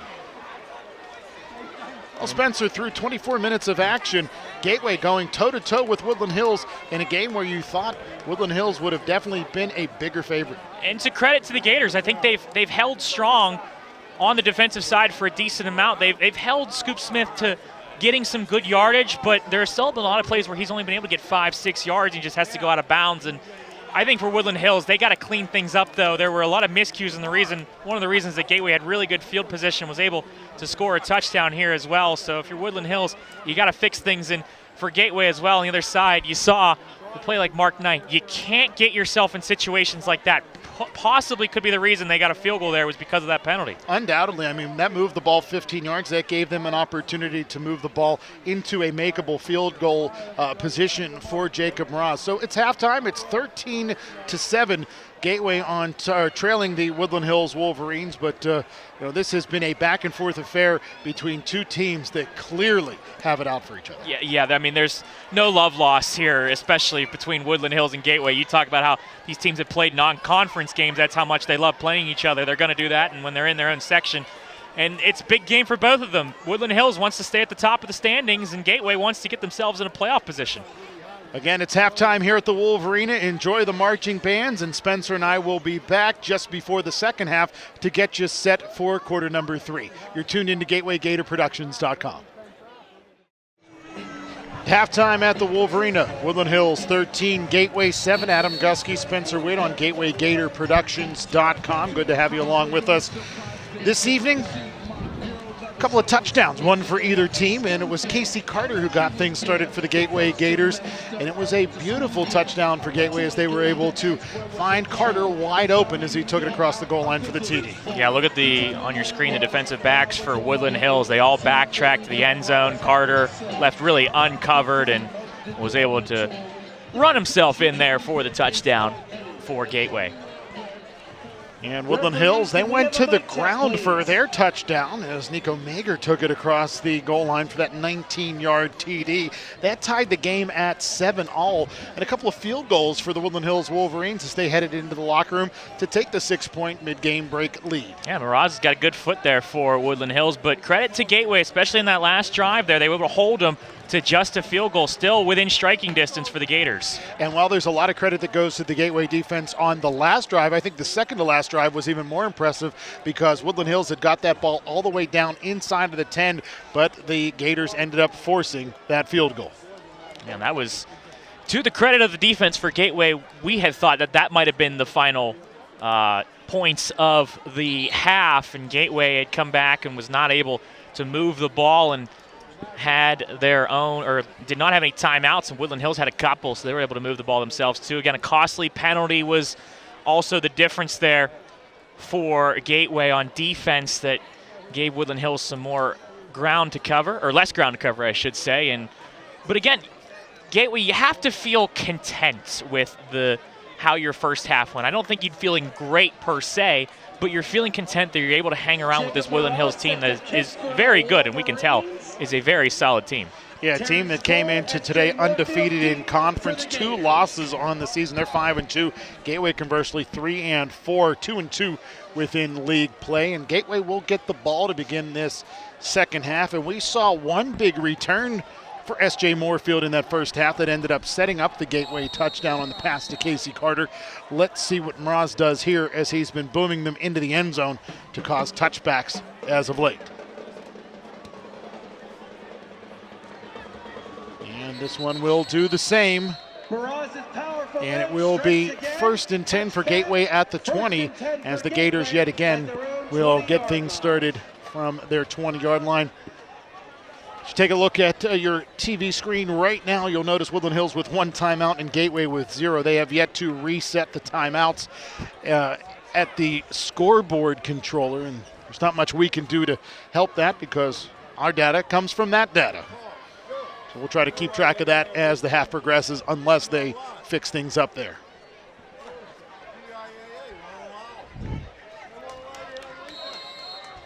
Again, 1st and 10 for Gateway. Kachakas in the shotgun. Tossing. S.J. Moorfield falls down to the turf, catching that football for a gain of 6. I don't hate that. I don't hate that first play here from Gateway. You're recognizing just zone coverage here, and you just stop, and you see the defensive backs for Woodland Hills backtracking. So you stop, curl route, a couple yards. Keeps you really well on schedule on that 6-yard gain. And Gans picks up a yard on the 2nd down carry, and that brings up 3rd down and 2.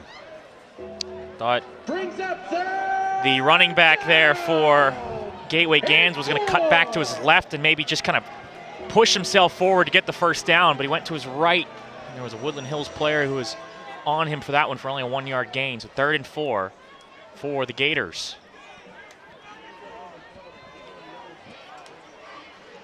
So it says 3rd and 4 on the scoreboard, more like 3rd and 2 when you look across the field where that down marker is.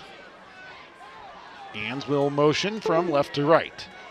Kachakas tossing, and it is batted away from S.J. Moorfield. Heady play by Damari Gaither, but there's a flag back behind the play, and this may be roughing the passer against George Hill.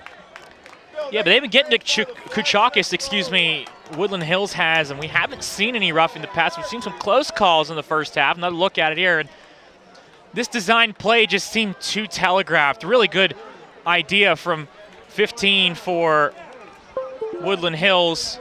Gaither was able to drop back, but it is going to be running or roughing the passer. You see it right there on your screen. Yeah, too much there. You can't, unnecessary to push George Hill. So Gateway now has it 1st and 10 with the ball at the 43. Kachakas pumps, tosses to the near side left where it's complete to Wade Lewis. Wade Lewis is forward progress to the 50-yard line where it'll be 2nd and a very manageable 3. It's a good 1st down there for Gateway again. 7 yards, 2nd and 3. Getting those yardage early for the Gators on their drives. Some movement by the Woodland Hills front. They do not breach the neutral zone. Still plenty of time on the play clock here, so Kachakas can reset the Gateway offense. And he'll pull it out of the belly of Gans, and he's got some room to run. Does Elvis Kachakas, spins away from a tackle down to the 40-yard line where it'll be 1st and 10 for Gateway. I don't think Woodland Hills really expected that. Another look at it here. The option play, and he keeps it himself. Kachakas saw Taylor Reed come in for Woodland Hills. He didn't stay outside, and that was the reason Kachakas was able to run with it. Earl Perry gets the tackle for the Wolverines, and it's 1st and 10 for Gateway. Kachakas, he's going to toss it deep down the field for S.J. Moorfield. And SJ not able to run that one down as the pass was in between two Wolverine defenders, as it was Tarrant and Perry back there on the coverage. But it's a really solid pass there from Kuchakis. He had him on the right shoulder, just could not drop it right where he wanted it to, where the wide receiver was. And what a pass what a play that could have been if he puts that maybe a yard or two over to his left.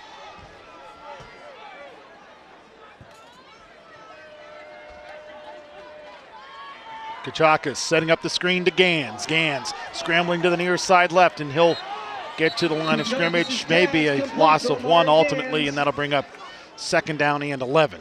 Or rather 3rd and 11, excuse me. Loss of one on the play. 3rd down and 11.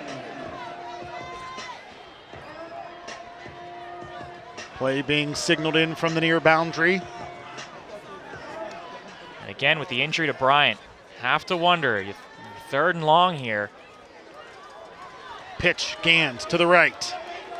And he will be ankle tackled after a gain of just a couple. Tackle there by McCoy.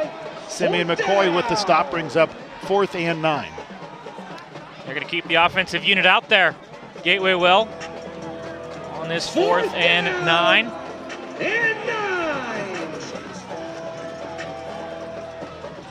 Again, a one-back set for Kuchakis in the gun.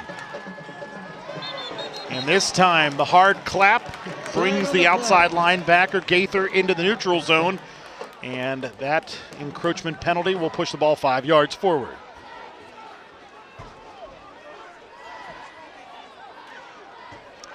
Now you're a little more reasonable for Gateway. You have a lot more options in terms of where you want to go with this ball, because a rush for 5 yards could easily get you first. So now it's 4th and 4 for the Gators. So they pick up a chunk on the penalty. Makes it much more manageable. And a timeout called by the Gateway Gators. Timeout, Gateway. Gateway took early timeouts in the first half. And they're taking one here as well early on in the second. Don Hall talking to the Gateway offense, and over on the far sideline, Steve Meyer, the new defensive coordinator for the Woodland Hills Wolverines, talks with that defensive crew, as well as head coach Brian Tarrant, who was the defensive coordinator a year ago. Steve Meyer, a Woodland Hills alum, has experience coaching at the collegiate level, and also was a quality control coach for the Pittsburgh Steelers, and spent some time with the Pittsburgh Maulers in the USFL. What is a quality control coach? That's I actually don't know the answer. I don't know. I'm curious as to what that would be, to be honest. I hate throwing you on the spot there, Adam, but 4th down. I should have asked him before the game. I want to be a quality control coach. It sounds like a fun job, to be honest.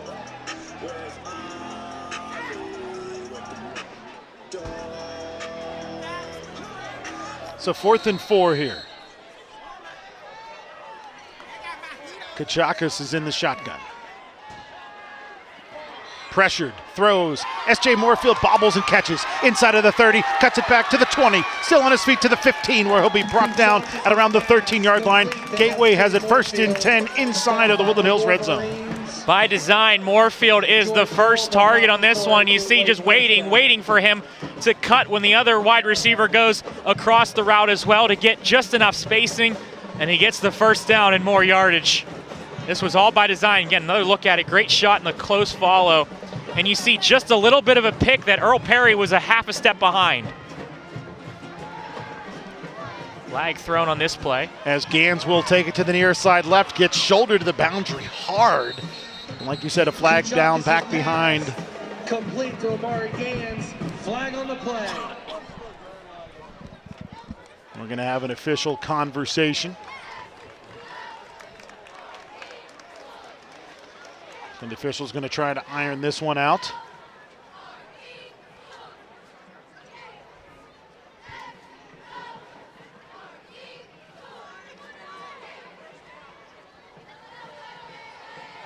So it's illegal hands to the face against Woodland Hills.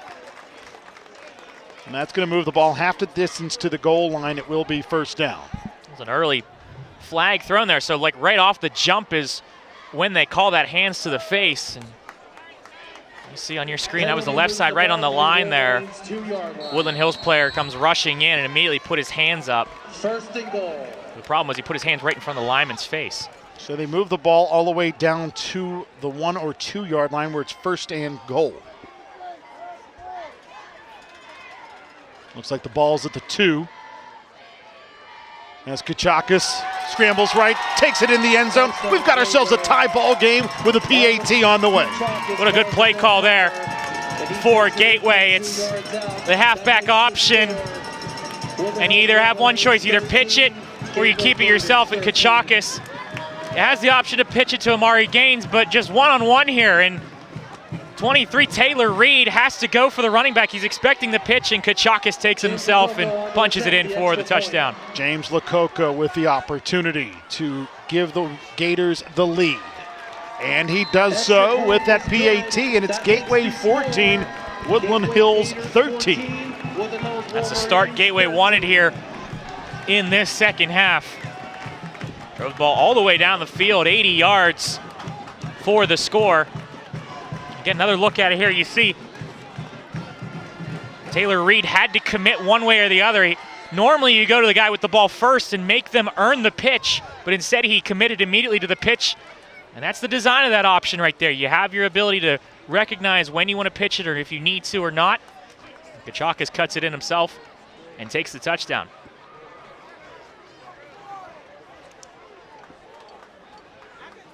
One thing I noticed at the end of that offensive drive for the Gateway Gators is Malik Anderson has returned to the right tackle spot, and Roberson Louis-June has moved from right tackle to center as the sophomore Carter Rathon not out there at center throughout that drive. Had some difficult snaps earlier in the first half, so that might have been a big help for Gateway. Woodland Hills going to pitch it to Scoop Smith, who takes it to the far sideline, and the Gators weren't too fooled as Carlos Diggs was able to string him to the boundary before there's a shove by another Gator to force him out of bounds at around the 29-yard line. And again, got to stay home, got to stay in your lane, because if something like that would happen and Scoop Smith can cut it to the outside, and really just how quick he could get out there again. A Jaden Stammer push was the only difference right there between Smith taking that to the house and being forced out of bounds. 29-yard line.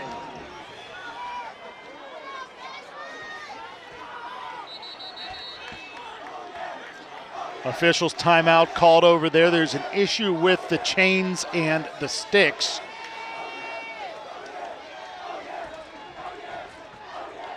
Line judge over on the far sideline is Bill Rowland. Believe it or not, a Woodland Hills graduate. Graduated from Woodland Hills in 1995, and a senior on the 94 team that made it to the WPIAL championship, or playoffs, excuse me. High snap, draw, handoff, Gateway all over that one as Nesby has nowhere to go. Craig Schultz makes the play. See, first down, Gateway bottling up the front in the interior line and nowhere to go on that one. It's a good first down for Gateway.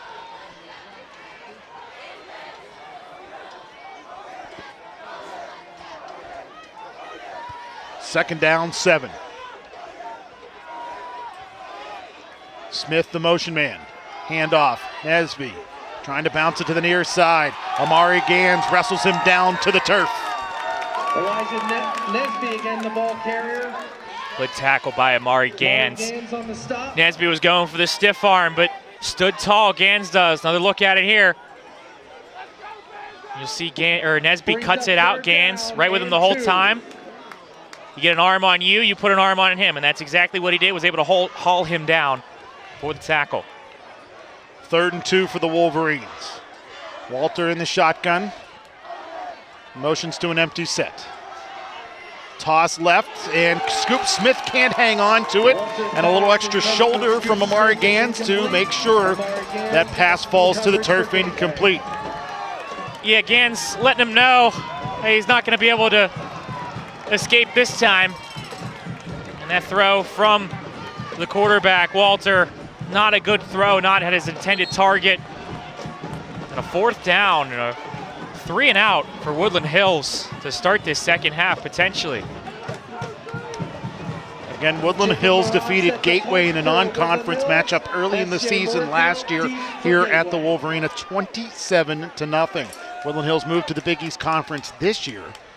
So this obviously a Big East Conference battle. As this a knuckling punt that will take a bounce in favor of Woodland Hills and continue to roll, and will be downed along that far sideline at the 31-yard line.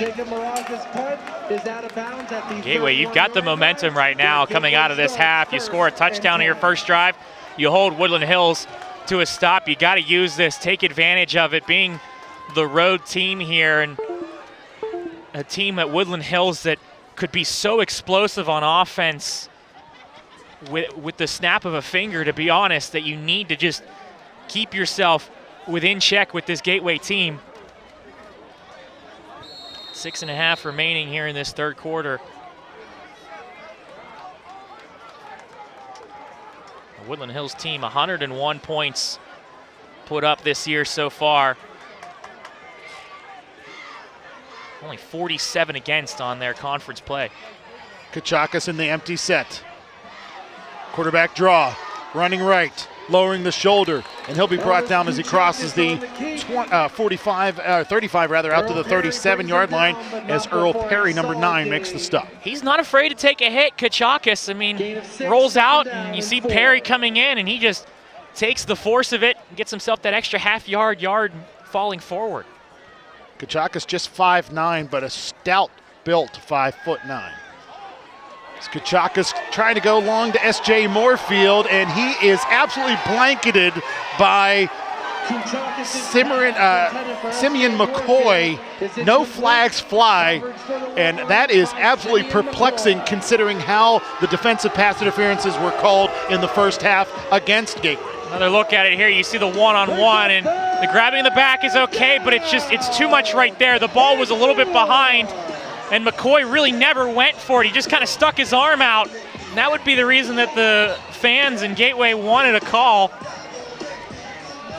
S.J. Moorfield went down and looked up like he was expecting a flag and had his arms out when he didn't see any yellow on the turf. Well, we're out here with the Gateway fans. They clearly weren't not happy, and I think rightfully so. Kachakas this time tries to give it off to Harper, and it's tipped and pulled in by a Wolverine in Damari Gaither.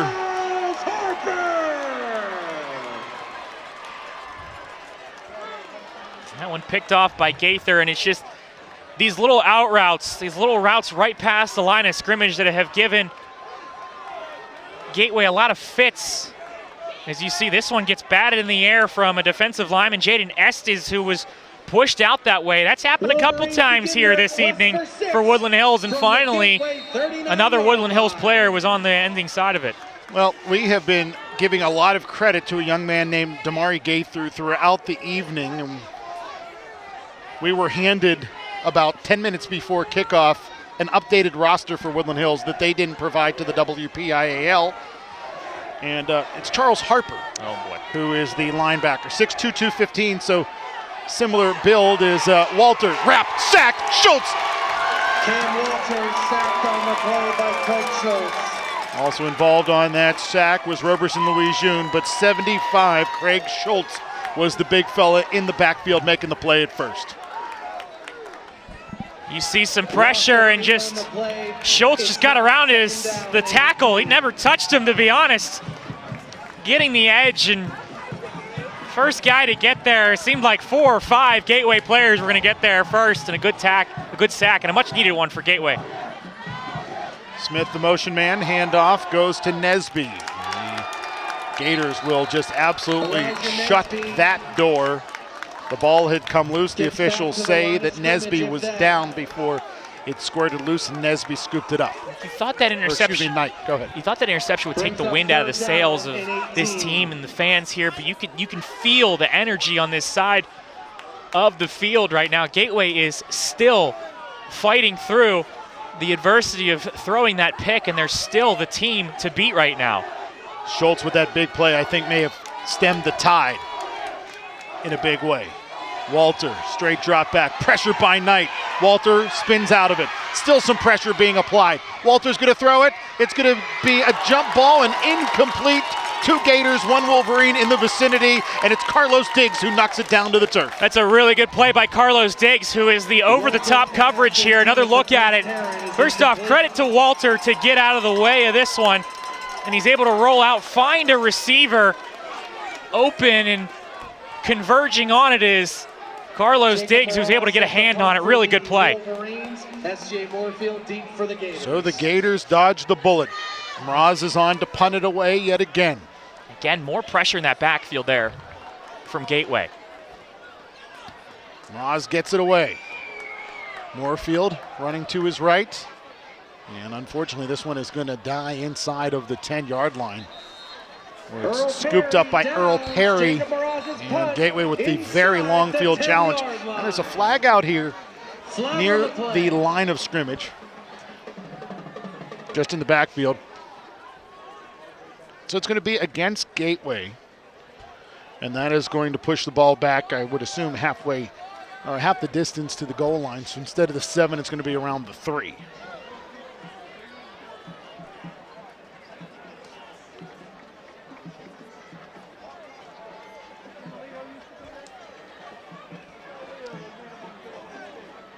And a lot of penalties in this game. I feel like this game, at least the first half, was an extra 20 minutes of actual time because of how many times that the referees had to call penalties and discuss things as well, and how important these penalties could be in a close game, late in the game as well. It could be the difference between winning and losing for both of these sides.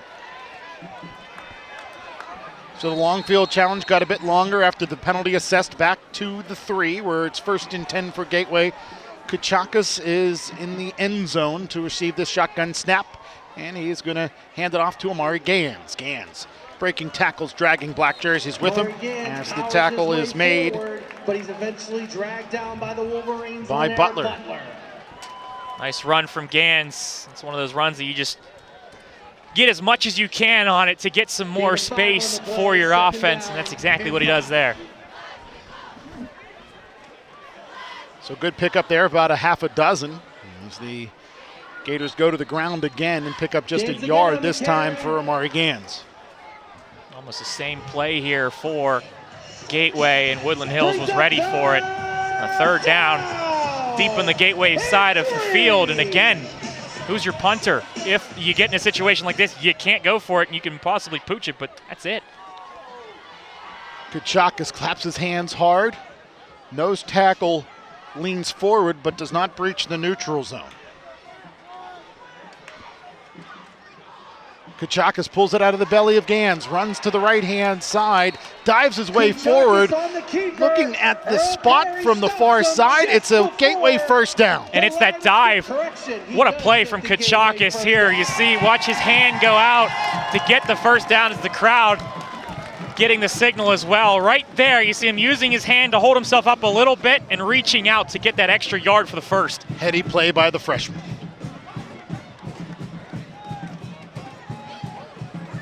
Kachakas on the RPO, dumps it off. Carter out to the 15 for a gain of just about 1. Good thing they got 1 there. Woodland Hills had 3 guys over there ready for it, and an RPO, like you mentioned, just rolling out to the outside. Nothing you can do there. Can't get the yardage when you start running because they'll collapse on you, but the extra throw, it's about a yard on that one. 2 minutes to play here in the 3rd quarter. Gateway +1 on the scoreboard. 10 on the play clock as the Gators switch receivers on either side of the field. Play clock's down to 5. Kachakas takes the snap at 0. And quite a difference, Spencer, at the high school level versus what you see on Sundays in the NFL. In the NFL, usually you'll see the clock hit 0, then a beat, and then the flag. Yeah. The flag was thrown immediately at 0. A lot of times what you see is the ref look up at the clock, look down, and then look up again, and if it still hasn't been snapped, then that's when they throw the flag. So the loss of 5 brings up second down and 13. Kachakis with some time, tossing through the hands of Carter as a DB may have broken up at least the concentration of Carter. That was Taylor Reed on the coverage.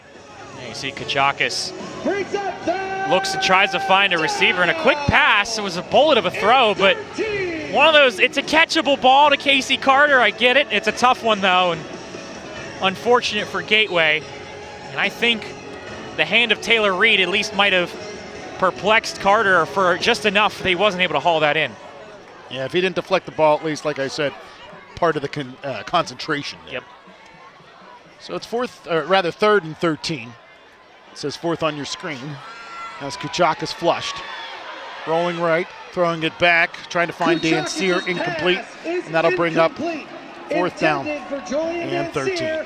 Pressure on the play by the Wolverines, Leonard Butler. You see Kachakis looking at his options, has nothing, so he just scrambles to his right, and there was a linebacker for Woodland Hills who was right there on a spy to make sure he didn't go anywhere with it.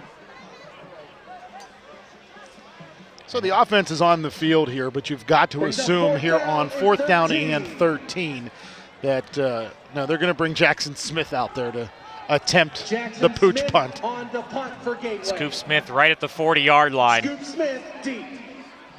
Smith kicks it away from Smith as it will roll into Woodland Hills territory to the 41-yard line, and a great field flipper by the sophomore Jackson Smith. Yeah, nice punt there from Jackson Smith, and he punted it away from Scoop Smith. Yeah, I got to kick it out of the Smith to Smith connection as well, and not able to haul that one in, number one. Number two, it also gets favorable bounce for Gateway, so really good job from Jackson Smith. Pulled in at the last second to get that punt off.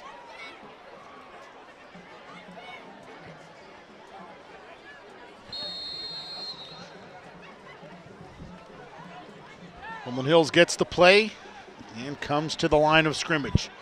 First and 10, ball at their own 42, trailing the visiting Gateway Gators by 1, 14-13.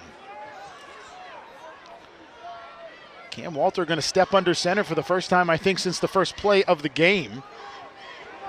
Play action, Schultz chasing. Walter tossing, finds a receiver.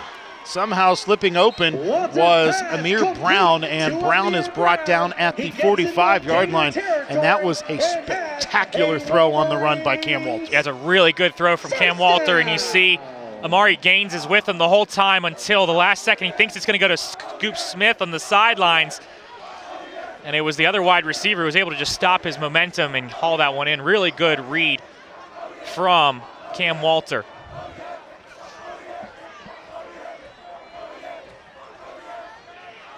Kind of a broken play here. Walter's going to tuck and run, and he's going to pick up a handful of yards. They're going to mark him out at around the 40-yard line.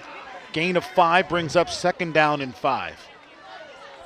Gets 5 on the you see Walter looking for the give, and instead takes it himself because, like you said, basically a broken play, and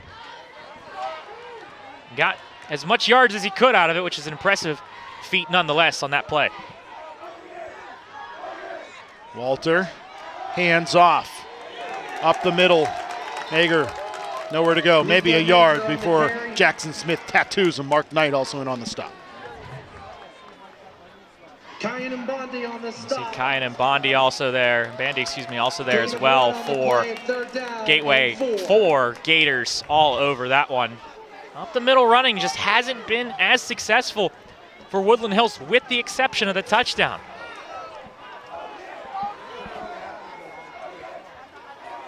Walter scrambling, tossing to the near side right, across the sideline, and incomplete. Pass is incomplete, and that will end the third quarter with the score. Gateway Gators. Well, that was a very quick third quarter. Gateway with the lone score of the third quarter and takes a 1-point lead into the fourth frame. He drove that ball all the way down the field, 80 yards, and took up a large chunk of time in doing so as well. And approaching the fourth, potentially the final quarter here between Gateway and Woodland Hills. And you know things are going to get even more interesting going into this fourth quarter. These teams already don't really appreciate each other, to put it nicely. And to have both of them square off in a section game that is so important for Gateway to get themselves back into playoff potential, and so important for Woodland Hills. A win here again guarantees them the playoff spot as well. A guarantee based on that one is we take a look at the standings here in the Big East Conference. Again, Franklin Regional is not playing, or excuse me, Franklin Regional, I believe, is not playing a section match there, or section They're game. at They are Penn Trafford. at Penn Trafford, apologies. Latrobe is the one who's not playing a section game today. So big one between Franklin Regional and Penn Trafford. Woodland Hills, of course, 3-0. Gateway, Latrobe at 1-3. Kiski and Armstrong rounding out the rest of it.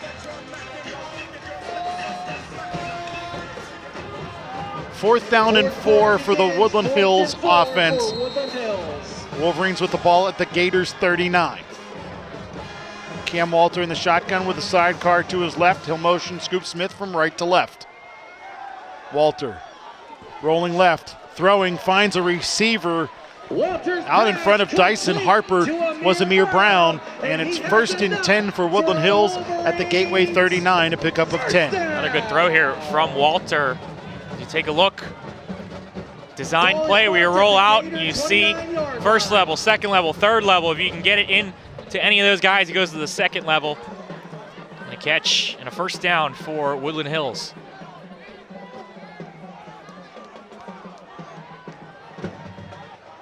Walter again sending Smith in motion. He'll settle to the left of Walter Will Smith. And as Carlos Diggs backed up, he drew Simeon McCoy on that right side forward, and it'll be a false start against Simeon McCoy simply because Carlos Diggs wanted to give him some more cushion.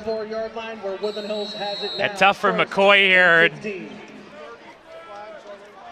Something that we've seen McCoy not be called for a lot of fouls earlier this game, and it looks like it's come back for him, at least on a crucial call here as Woodland Hills was moving.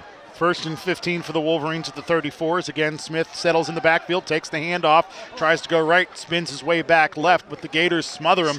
Jackson Smith and Roberson Louis June make the stop after a 5-yard gain. Smith reading it, nothing on the right side, and tries to spin himself backwards and kind of pulls his own body back instead of an actual spin just to move himself back towards the middle of the field, but Gateway right there for it. Receivers stacked on either side of the formation. Walter with a sidecar to his left, straight drop back for him as he's going to be pressured, wrapped, sacked. It's Schultz and Mark Knight. Cam Walter is sacked on the play by a combination of Mark Knight. Gateway in this second half has been in the backfield for a lot of plays. As the defensive line, credit to them, has been giving the offensive line of Woodland Hills fits. And Mark Knight, who had the sack earlier in the first half, right there for him as well. Spencer, I talked to Don Hall before the game, and while he didn't play his hand completely, he did kind of let me know that he thought the one thing that the Gators could exploit was the Woodland Hills offensive line, and that has been consistent, especially here in the second half. Especially last week after Penn Trafford's offensive line really ran through the Gators. Walter flush to the right. Schultz is held. Pass to that far sideline, caught. That's Scoop Smith doing a whole heck of a lot that's going to be negated. Pass complete to Scoop Smith, but there's a flag on the play. So that is going to push Woodland Hills back even further. And Matthew Jenkins, I believe, is going to be the one called on the holding. The right tackle on your screen here, holding his own number counterpart here with Craig Schultz, like you had said. And an obvious call that the referees are going to make on that one. Another penalty for Woodland Hills. We've had a false start, a sack, and another offensive penalty, a hold here, all in the same drive, in the same last couple plays here for Woodland Hills.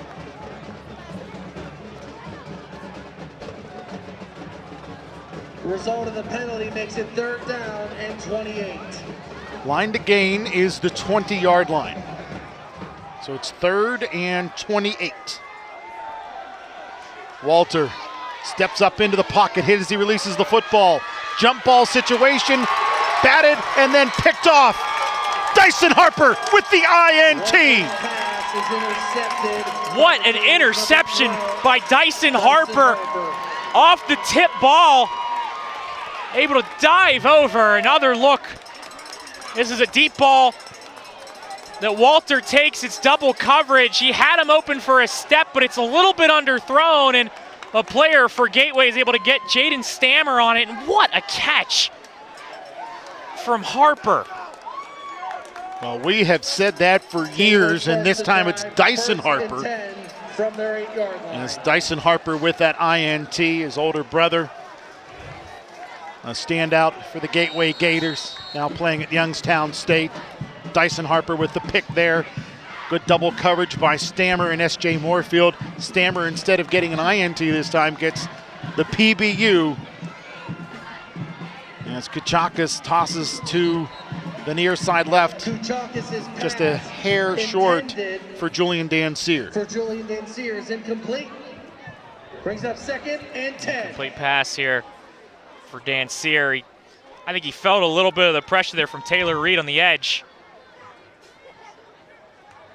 Kind of threw that one into the turf.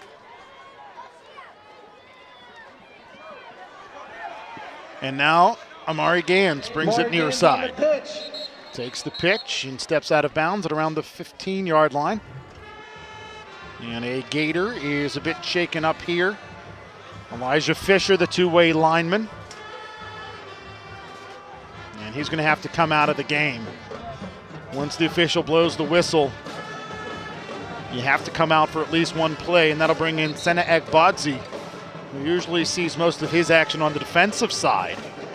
He's listed as a running back on the offense, but he has moved from running back to O-line to go along with his linebacker/DN spot.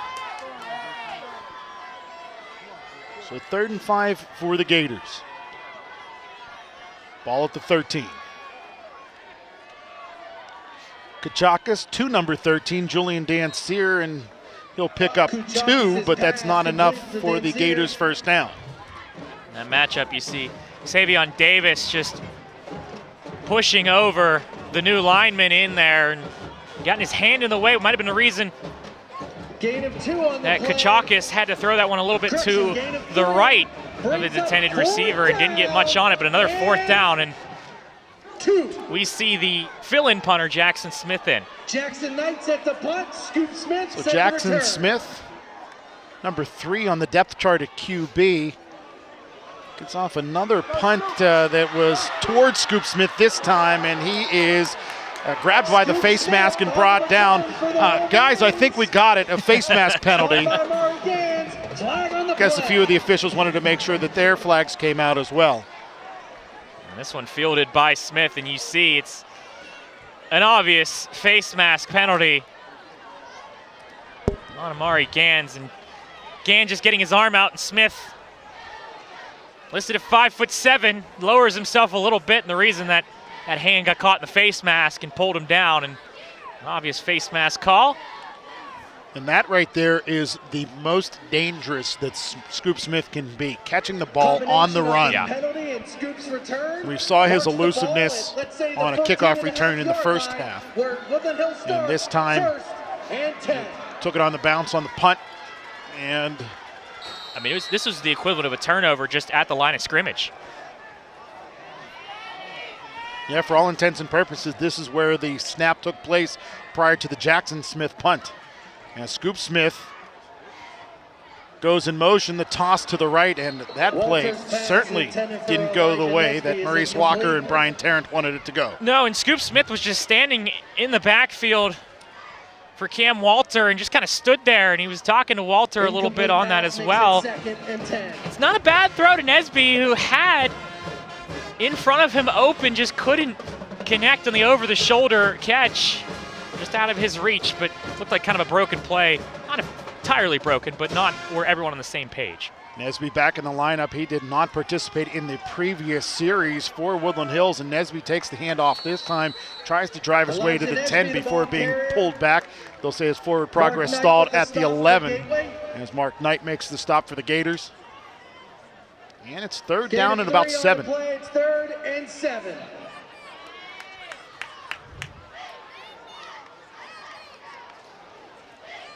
Clock winding under 9 minutes to play here in the 4th quarter. Gateway on top by 1. A lone score here in the second half, a Gateway touchdown after the Gators were down by 6 at halftime. Walter with some time. Tossing, finds Smith. Smith into the end zone for a Woodland Hills touchdown. And Scoop Smith just underneath everyone for Gateway, hauling that one in and just taking a couple steps into the end zone for Woodland Hills. How much of a game changer that junior young man is for Woodland Hills. Already has high Division I offers. Nebraska has even offered him already, along with some other schools. As a timeout taken by Woodland Hills, but well-designed play. There's a lot of traffic in the middle of the field right at the end zone, and Scoop Smith just came under before everyone else could even notice he was there to haul that one in. Walter and Smith, both of them juniors. Walter projected to be a Division I quarterback, and of course Scoop Smith, you talked about him with an offer from Nebraska to go along with FBS offers from Temple, Toledo, UMass, and UNLV. He also has Robert Morris as an FCS offer. To his credit. Talked about this rivalry going back to 1987. First game in Woodland Hills history was on a Saturday afternoon between the Gateway Gators and the Woodland Hills Wolverines in front of crowds estimated to be at least 10,000, and some said maybe as many as 12,000 here at the Wolverina. They were parking cars on front lawns throughout Turtle Creek. Were you there? I was. You were? As a fan. Our director, Lee Schaefer, also there. And his father, Lee Schaefer Jr., was there as well. He was the team videographer at the time for the Woodland Hills Wolverines. Woodland Hills going to go for 2 here. The math makes sense. And the toss to the left is complete. Scoop Smith into the end zone, and that puts Woodland Hills on top of Gateway 21-14 with 8:26 to play. So it's a 7-point game. Just one-on-one with Jaden Stammer. You only need a couple yards. And Scoop Smith can get you that by his walking speed. You see him in motion, then just cuts it back out. That's entirely designed. He's basically the only look there. You throw it. If he doesn't haul it in, it's to the left side of him and incomplete. And if he hauls it in, it's a 2-point conversion. And just like that, we have a 7-point game. Talked about Scoop Smith and that speed. WPIAL champion, in the 100 meters last year. And he ran that at about, I think it was 10.69 seconds, which is just remarkable for a sophomore. 10.64, I believe, is the official 100 time for him, which I don't care if he's a sophomore or if he's any age. That's impressive regardless for... I couldn't run 5 yards in 10 seconds, to be honest, it feels like. Well, that's unfortunate. Okay. A little exaggeration there. I can run that. Do you think he could run the entire length of the field before I get the 100 meters? 100 meters? Yeah. I would say so. I would say so considering as the length well. of the field is 100. Oh, so you're saying 100 meters? Can he run 100 yards? Well, 100 meters is over 100 yards. I'm sorry, I meant the other way around. There you go. My apologies. That's what I meant. And I'm 100% sure he could do that. I do. I agree. S.J. Moorfield breaking tackles on the kick return, but another wave of black jerseys is there to make the stop. And S.J. a little slow to get to his feet.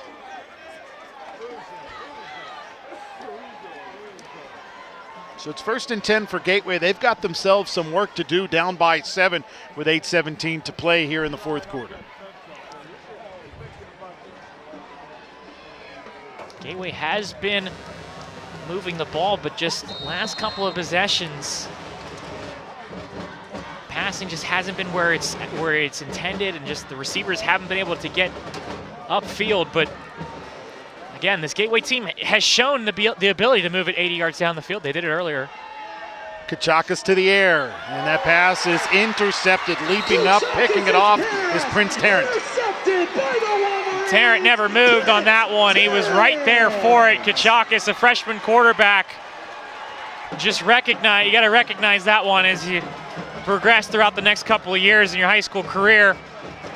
Double covered there and trying to thread the needle. I know what he was intending. He wanted to lead the intended receiver over there, but the ball was just a little underthrown, number one, and number two, it was the defensive back right there. Had a couple of wide receivers up the field who were open, or excuse me, close to the line of scrimmage who were open. Instead, he went for it there and paid the price. So now a lot of weight on the shoulders of the Gators defenders. As it's 1st and 10 for Woodland Hills, ball at the 48-yard line after the Prince Tarrant interception. Nesby running right, Craig Schultz wrapping him up and bringing him down inside of the 45 to the 44-yard line. Real quick, an update. Penn Trafford is up 26-10 on Franklin Regional right now in the 4th quarter. The implications of that game, Woodland Hills, a victory here and a loss to Franklin Regional would put them in sole place of 1st here in the Big East Conference.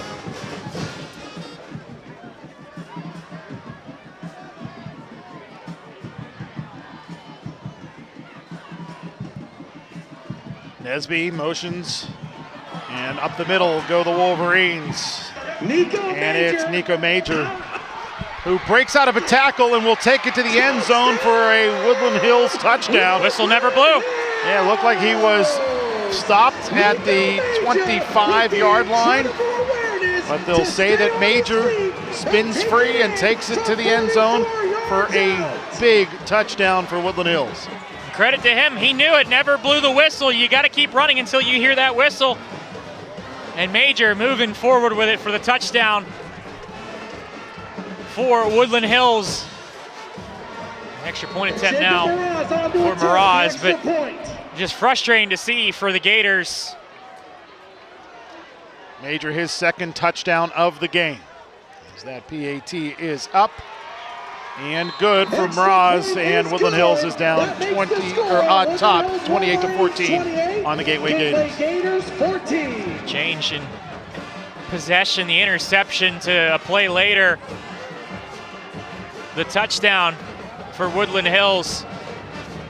Now the momentum has completely swung back to the Wolverines here at the Wolverina. Tough to see for the Gators, and especially that defense that got pushed back and then just one play later has to come back out on defense again. And it proved to be too much, unfortunately. So in the blink of an eye, Gateway watches a 1-point lead turn into a 14-point deficit. A big punt return by Scoop Smith, combined with Scoop Smith catching a touchdown, a 2-point conversion, and then an interception by Prince Tarrant, followed up by a Nico Major run for a touchdown.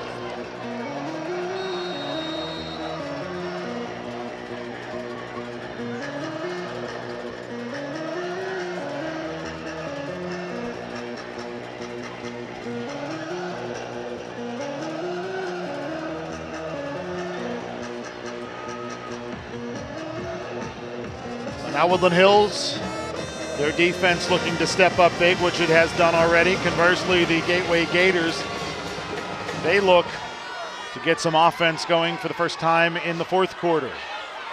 There's a big kickoff return here for Gateway. Terrence Cole down the near boundary and finally pushed out of bounds across the 40. That's what you need right there for Gateway. Coming off of the scores. Terrence Cole doing a good job. Goes to his right, waits for the hole and waits for the block here from Jackson Smith. And once he gets that really good block from Smith, he's able to cut in between and get some extra yards as well. Colin Ireland with also a good block on special teams for Gateway. Colin Ireland, his father, a Woodland Hills graduate himself. As it's first down and 10 from the 45 for the Gators. And intercepted by Woodland Hills. Oh my God, this should be a Woodland Hills interception. They're going to say an incomplete pass on the screen pass to Amari Gans. Gans was hit by 23, Taylor Reed. Reed pulled it in, and it will be an incomplete pass. Yeah, it looked like Reed had pinned it up against the intended receiver there, and that ball, I don't know if it ever went on the ground. I think you're right, Adam, from our initial thought. I thought it was an interception just as much as you did, but second down is the referee telling the scoreboard operator to fix the down and the yardage. So Gateway dodging a proverbial bullet there. And the first time that I think they're the beneficiary of a questionable call by the guys in stripes. As Kuchakis flushed, tossing, finds a receiver on the near side in Julian Danseer. And Danseer slides down inside of Woodland Hills territory at the 49-yard line. You see Danseer cutting across the field, and really no one in front of him, but just losing his footing, unfortunately for him. Had to move to his right a little bit to grab it too, but that ball's right at his chest. He might be able to turn and go upfield for a couple more yards. A third down now. 3rd and 4. Even though it says 2nd and 4 on your screen, trust me, it's 3rd and 4. Kuchakis gonna toss this one down the field to S.J. Moorfield. And a flag is going to come in from a mile away against Prince Tarrant. And DPI gives Gateway a first down. And everyone on Gateway's bench and Gateway's stands wanted a pass interference. And the referee they expected did not throw it. The referee who hasn't been throwing it or throwing it against Gateway let that one go until the ref 30 yards up the field was the one who initially makes the decision. Yeah, it's the line judge on the near side that throws the flag against Prince Tarrant instead of the official that was on the spot. Now we'll take another look at this one. Good close up here. To the Wolverines 33, where Gateway has it 1st and 10. We've certainly seen more egregious things be let go this evening. Is a QB draw here for Elvis Kuchakis inside of the 30 to the 28-yard line. Elvis Kuchakis on the keeper. Charles Harper, George Hill on the stop for the Wolverines. Kuchakis pretty much designed that he was going to drop back and then immediately rush forward on that one. 5-yard gain. Nice change of pace there to move the ball with your own feet when you've been throwing a lot of passes as of recently. Kuchakis gonna toss this one to Dyson Harper, and he just dropped the football.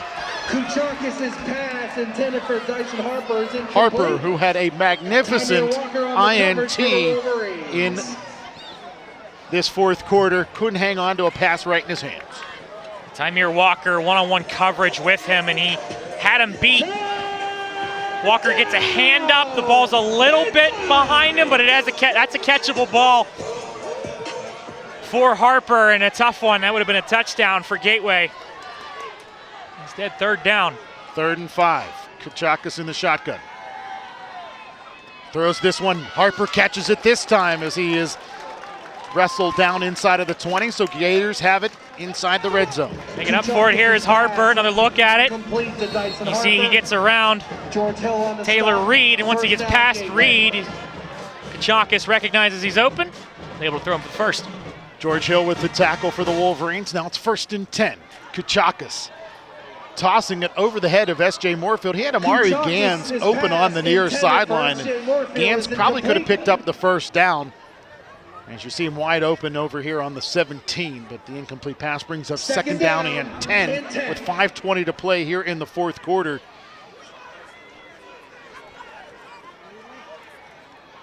And a 3rd quarter that was in the blink of an eye, a 4th quarter taking forever as it's now 9:37 p.m.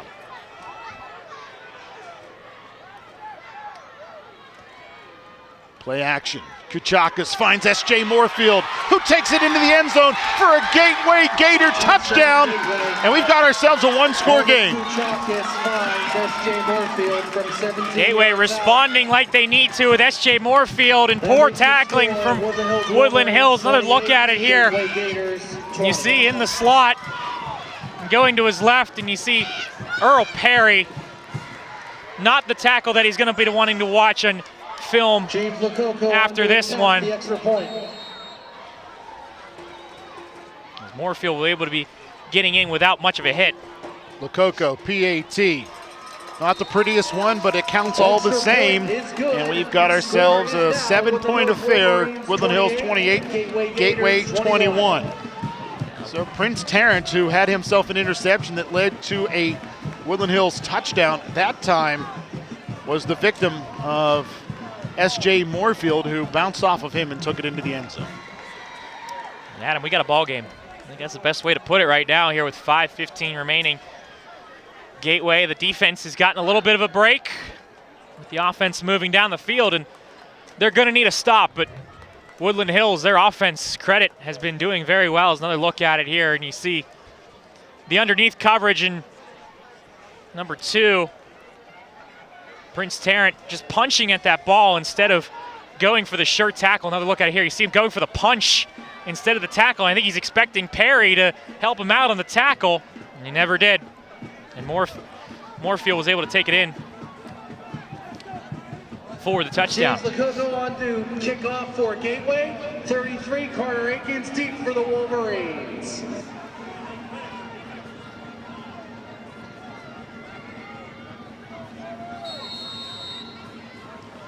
Lococo kicking off. A low kick. Caught by a Wolverine, Carter Akins, and Akins is out towards the 35 before driven back. Flag is down at around the 30-yard line in an area that is usually holding against the return team. I believe it will be holding. It was pretty much away from the play as well, as the return man had cut back to the right. I think in the process, blocking the back is actually what's going to be the official call, but nonetheless, when he cut back, take a look at your screen here. And it was Carter Akins, and you'll see right there, that's going to be the block in the back that cut in your screen.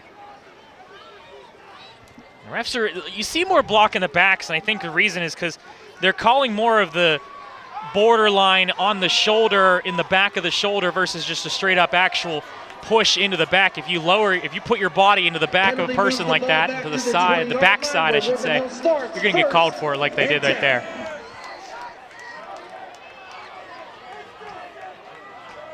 So the Woodland Hills offense will start from their own 20.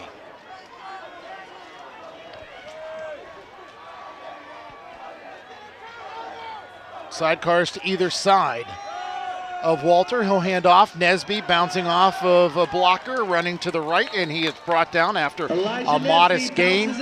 Tackled by S.J. Moorfield. Moorfield and Amari Gaines were both over there for Gateway.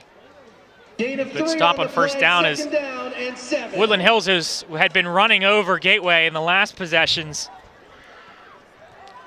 but only a handful of yards there.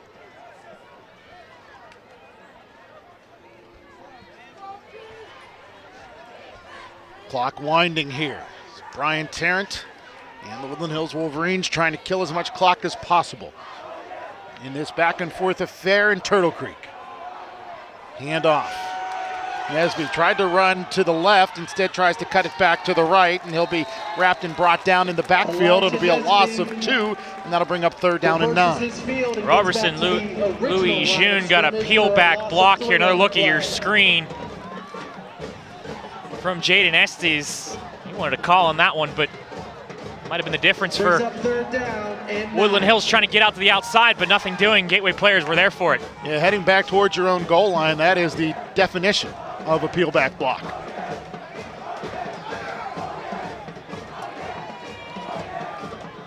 Third and 9 for the Wolverines. Walters in the shotgun, motions to an empty set. Toss to the near side right, complete to Nesby, cuts it forward, gets to the 29, but Mark Knight and Jackson Smith don't let him get the first down. He's short by about a yard, and this is going to be a close one here. Another look at it. And you see Nesby just getting around Jackson Smith. Scoop Smith with just a little bit enough of a block, but it's just not enough. And credit, like you said, Mark Knight able to hold him strong and hold him tall. Let the punt unit come on for Woodland Hills. Well, I think if they don't get the first down, that gives Gateway a huge bit of momentum, and B, great field position. Gateway has been getting after the punter tonight. Let's see if they apply pressure on Mraz here as a timeout is called. A flag is down, and now we're going to have a conversation. Does the flag supersede the timeout? And the back judge was very adamant that he threw that before the whistle blew from the line judge on the far side. So that'll push Woodland Hills back 5 more yards. Woodland Hills had trouble getting personnel out there. Carter Akins was very late to get out there. Might have been a reason for the delay of game. More field to receive.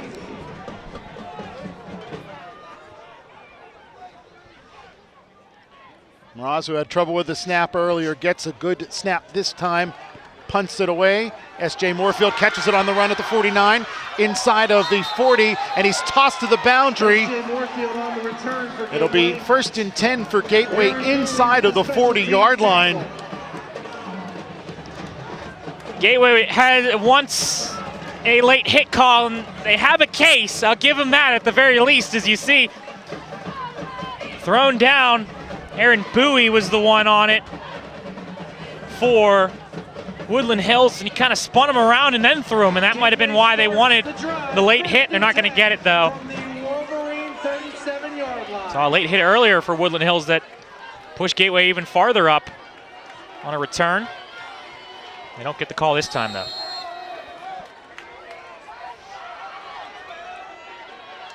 Kachakas looking right the whole way, finds Gans out of the backfield. He's got himself a Gateway first down, steps out of bounds unscathed. 1st and 10 at the 22.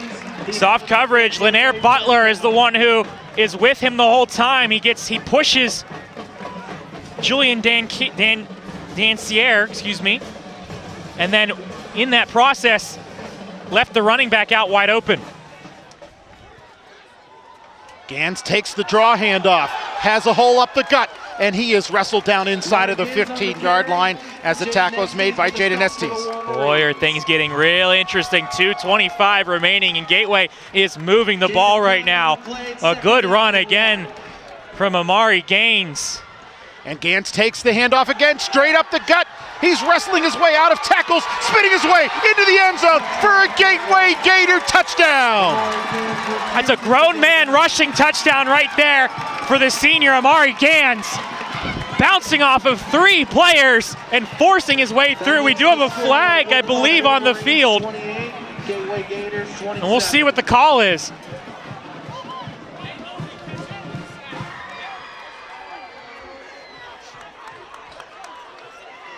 I don't know if this flag was thrown prior to the touchdown or afterwards. Might be a taunting of some sort. We'll have to see. As the ref's sorting things out.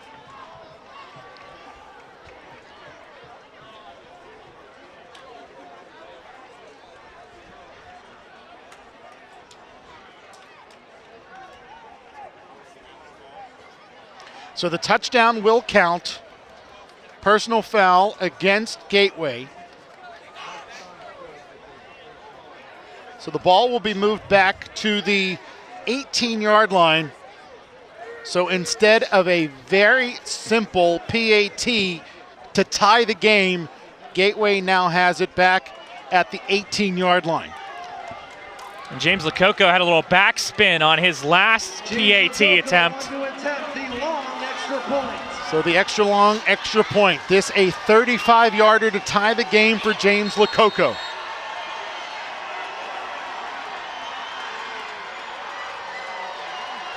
Hold down, kick up, kick blocked. Extra point is blocked by the Wolverines. And it is covered up by Gateway. Woodland Hills Wolverines 28, 27. So we've got ourselves a 1-point affair with 2:09 to play, and the Gators defense needs to come up huge here. It was a high snap, but I think Woodland Hills was going to get in that backfield. They timed that snap perfectly. There were at least 3 or 4 guys. Who knows who it blocked off of? It doesn't even matter because of how many of them were back there for Woodland Hills. And again, for Lococo, that's a ball he's not going to get over the blockers of, as that ball was blocked in his own backfield. A tough break for Gateway right now, and like you said, what went from an easy, well, I should say easy, but a routine point after attempt to a longer one might have been the difference right now in this game. Taking a look at the conversation on the near sideline, Don Hall talking to Roberson Louise June. He obviously was the guilty party on the personal foul against Gateway after the touchdown was over. He was in the area after that touchdown, probably a late hit and a late block, I should say, from Roberson Louise June. Whatever the case may be, it was a 15-yard penalty that took what could have been a very easy PAT into a very difficult to make PAT for James Lococo. Now Lococo setting up at midfield, or at the middle of the field. We'll have to see if an onside kick attempt here. It looks like it.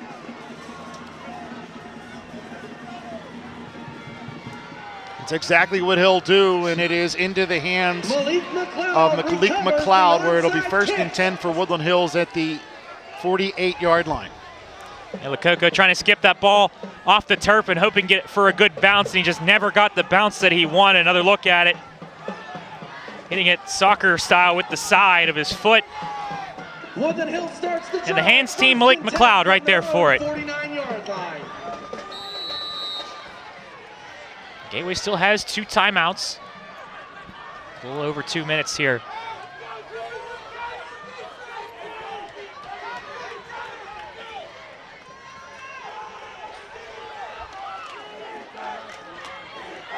Woodland Hills setting in the pistol with Nesby behind Walter.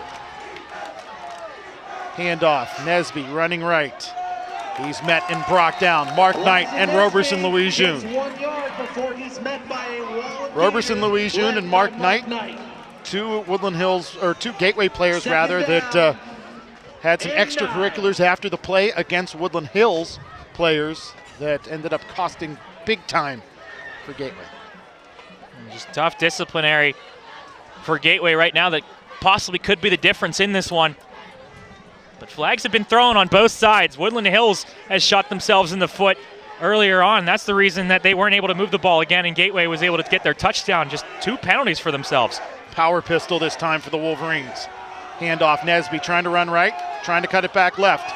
Uh-oh, he's got himself a lot of room. He's off to the races. And this could do it, as that 50-yard touchdown run. There's a flag down. We got a flag down at the 40-yard line, and Gateway's clapping like it's coming back. I think it might be. That is exactly what is going to happen. Well, it's good to know the officials came out tonight. Flag on the play. They definitely did not forget their yellow flags in their cars. I think every single ref has at least thrown their flag at least 5 times, it seems like here. It's going to be a hold call against Woodland Hills, and another look at it here. We'll see. Again, the marker was thrown at the 40. An impressive run, nonetheless, from Elijah Nesby. He was able to get around the edge. But I believe it was right here is going to be the call. As Gateway player was held. That was Jaden Stammer. So after the penalty, it ends up being just a gain of 1 for Woodland Hills. And this time it is Major who's going to pick up 8 yards. Short. First down marker. So Gateway will use a timeout. Gateway.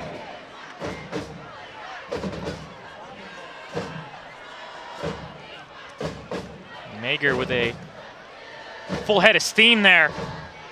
Found where he was going, got there quickly. Time going to be changed to 1:01 on the scoreboard.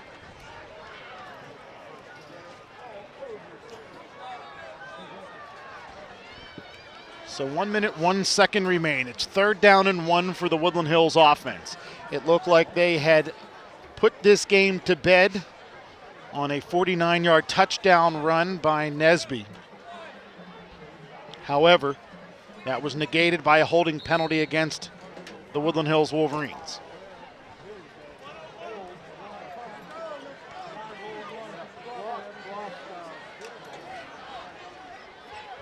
To be honest, that touchdown almost could have benefited Gateway a little more than where we're at now, where they would have gotten the ball back. Could have had an opportunity with only an 8-point difference. And with 2 timeouts, they could have been able to move the ball down the field, but right now they're sitting at a 3rd and 1, and they need a stop here.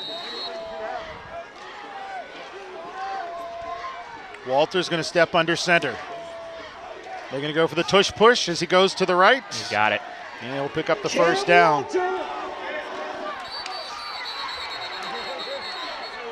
And the ball came loose. It was the ball had been blown dead by the official on the far sideline. The line judge on that far side had blown the play dead before that ball had come loose. Yeah, he's down. That's I guess the right call from the judge on the far side, who sees Walter down, while the rest of us from our camera angle saw a bunch of bodies over him. And 1st down for Woodland Hills. That'll seal the deal here. Yeah, Woodland Hills going to take a knee here, and that will do it. And the Woodland Hills Wolverines remain perfect in conference. They are now 4-0 in conference play, and they are 6-2 within league action. Meanwhile, Woodland Hills, Gateway rather, sees their record fall to 3-5 on the year and 2-3 within the conference.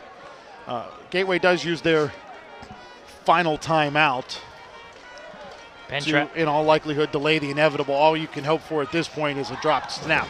Penn Trafford did beat Franklin Regional 26-10. That one went final about 5 minutes ago, so Woodland Hills will be at the top of the standings by the end of the night. And with the victory tonight and the loss by Franklin Regional, Woodland Hills puts themselves in the driver's seat to win a conference title. And if they get a win next week over Franklin Regional, they guarantee themselves at least a share of the conference crown, with a game against the Kiski Cavaliers to wrap up their regular season. Meanwhile, the Gateway Gators find themselves in a predicament heading towards the postseason. They've got to get a victory over Latrobe and some help from the committee to find their way into the WPIAL playoffs. And this game might help them, though. A 28-27 loss, though, but a close one against a Woodland Hills, a very good Woodland Hills team. As Walter takes the knee, and Gateway is out of timeouts, and the Woodland Hills Wolverines defeat the Gateway Gators by a final score of 28-27. Well, this was a tough one for the Gateway Gators, a game that they led 7-0, a game that they led by a score of 14-13 before Woodland Hills ripped off 15 unanswered. The Gators clawed their way back into it, down by 1, but a PAT blocked prevented us from seeing some bonus football. And I know they're going to feel a little bit of remorse and disgrace for some of the calls that were out there, but regardless of that, a lot of their own faults were probably part of the problems as well. Just the disciplinary for both teams. There were a lot of penalties. That's the reason we're still here at close to 10 o'clock. But just wrapping up now. But Gateway, just mistakes is what killed them. They hung around with the Wolverines the whole time. Credit to them as well. But credit to the Wolverines. When they needed it, they stepped up offensively. It looked like this game was going Gateway's way until the Wolverines back-to-back touchdowns, and especially off of that pick as well. Yeah, there were 2 big plays in the fourth quarter by the Woodland Hills Wolverines. A big punt return by Scoop Smith that they turned into a Scoop Smith touchdown and a 2-point conversion. And then the interception by Prince Tarrant that the Woodland Hills Wolverines turned into a very long touchdown run that ended up putting the Woodland Hills Wolverines on top. At that point, by 15, the Gators crawled their way back, but just couldn't come through with a PAT from a long way away after a penalty against Roberson Louis June after the touchdown by Amari Gans. Yeah, and again, it's just, I don't know if that PAT would have even been completed if it was just a normal PAT, number one, because Woodland Hills was in the backfield. Credit to that special teams right there. They were all over that point after attempt. Nothing that the holder, the snapper, or the kicker could do on that one. And just, Woodland Hills, again, they capitalized on the mistakes of Gateway. Gateway tried to capitalize on the mistakes of Woodland Hills. It was just not enough. Next week, it will be the Latrobe Wildcats coming to Monroeville to take on the Gateway Gators, and we will have the coverage for you here on GatewayGatorProductions.com. That will be Vince Russo and Josh Urish on the call. I want to thank you for joining us here tonight from Turtle Creek, Pennsylvania, as the Gators fall to the Woodland Hills Wolverines. I want to thank our entire crew, as well as my broadcast partner, Spencer Witt. Again, one more time, your final score, Woodland Hills 28, Gateway 27. And you watched it all here on GatewayGatorProductions.com.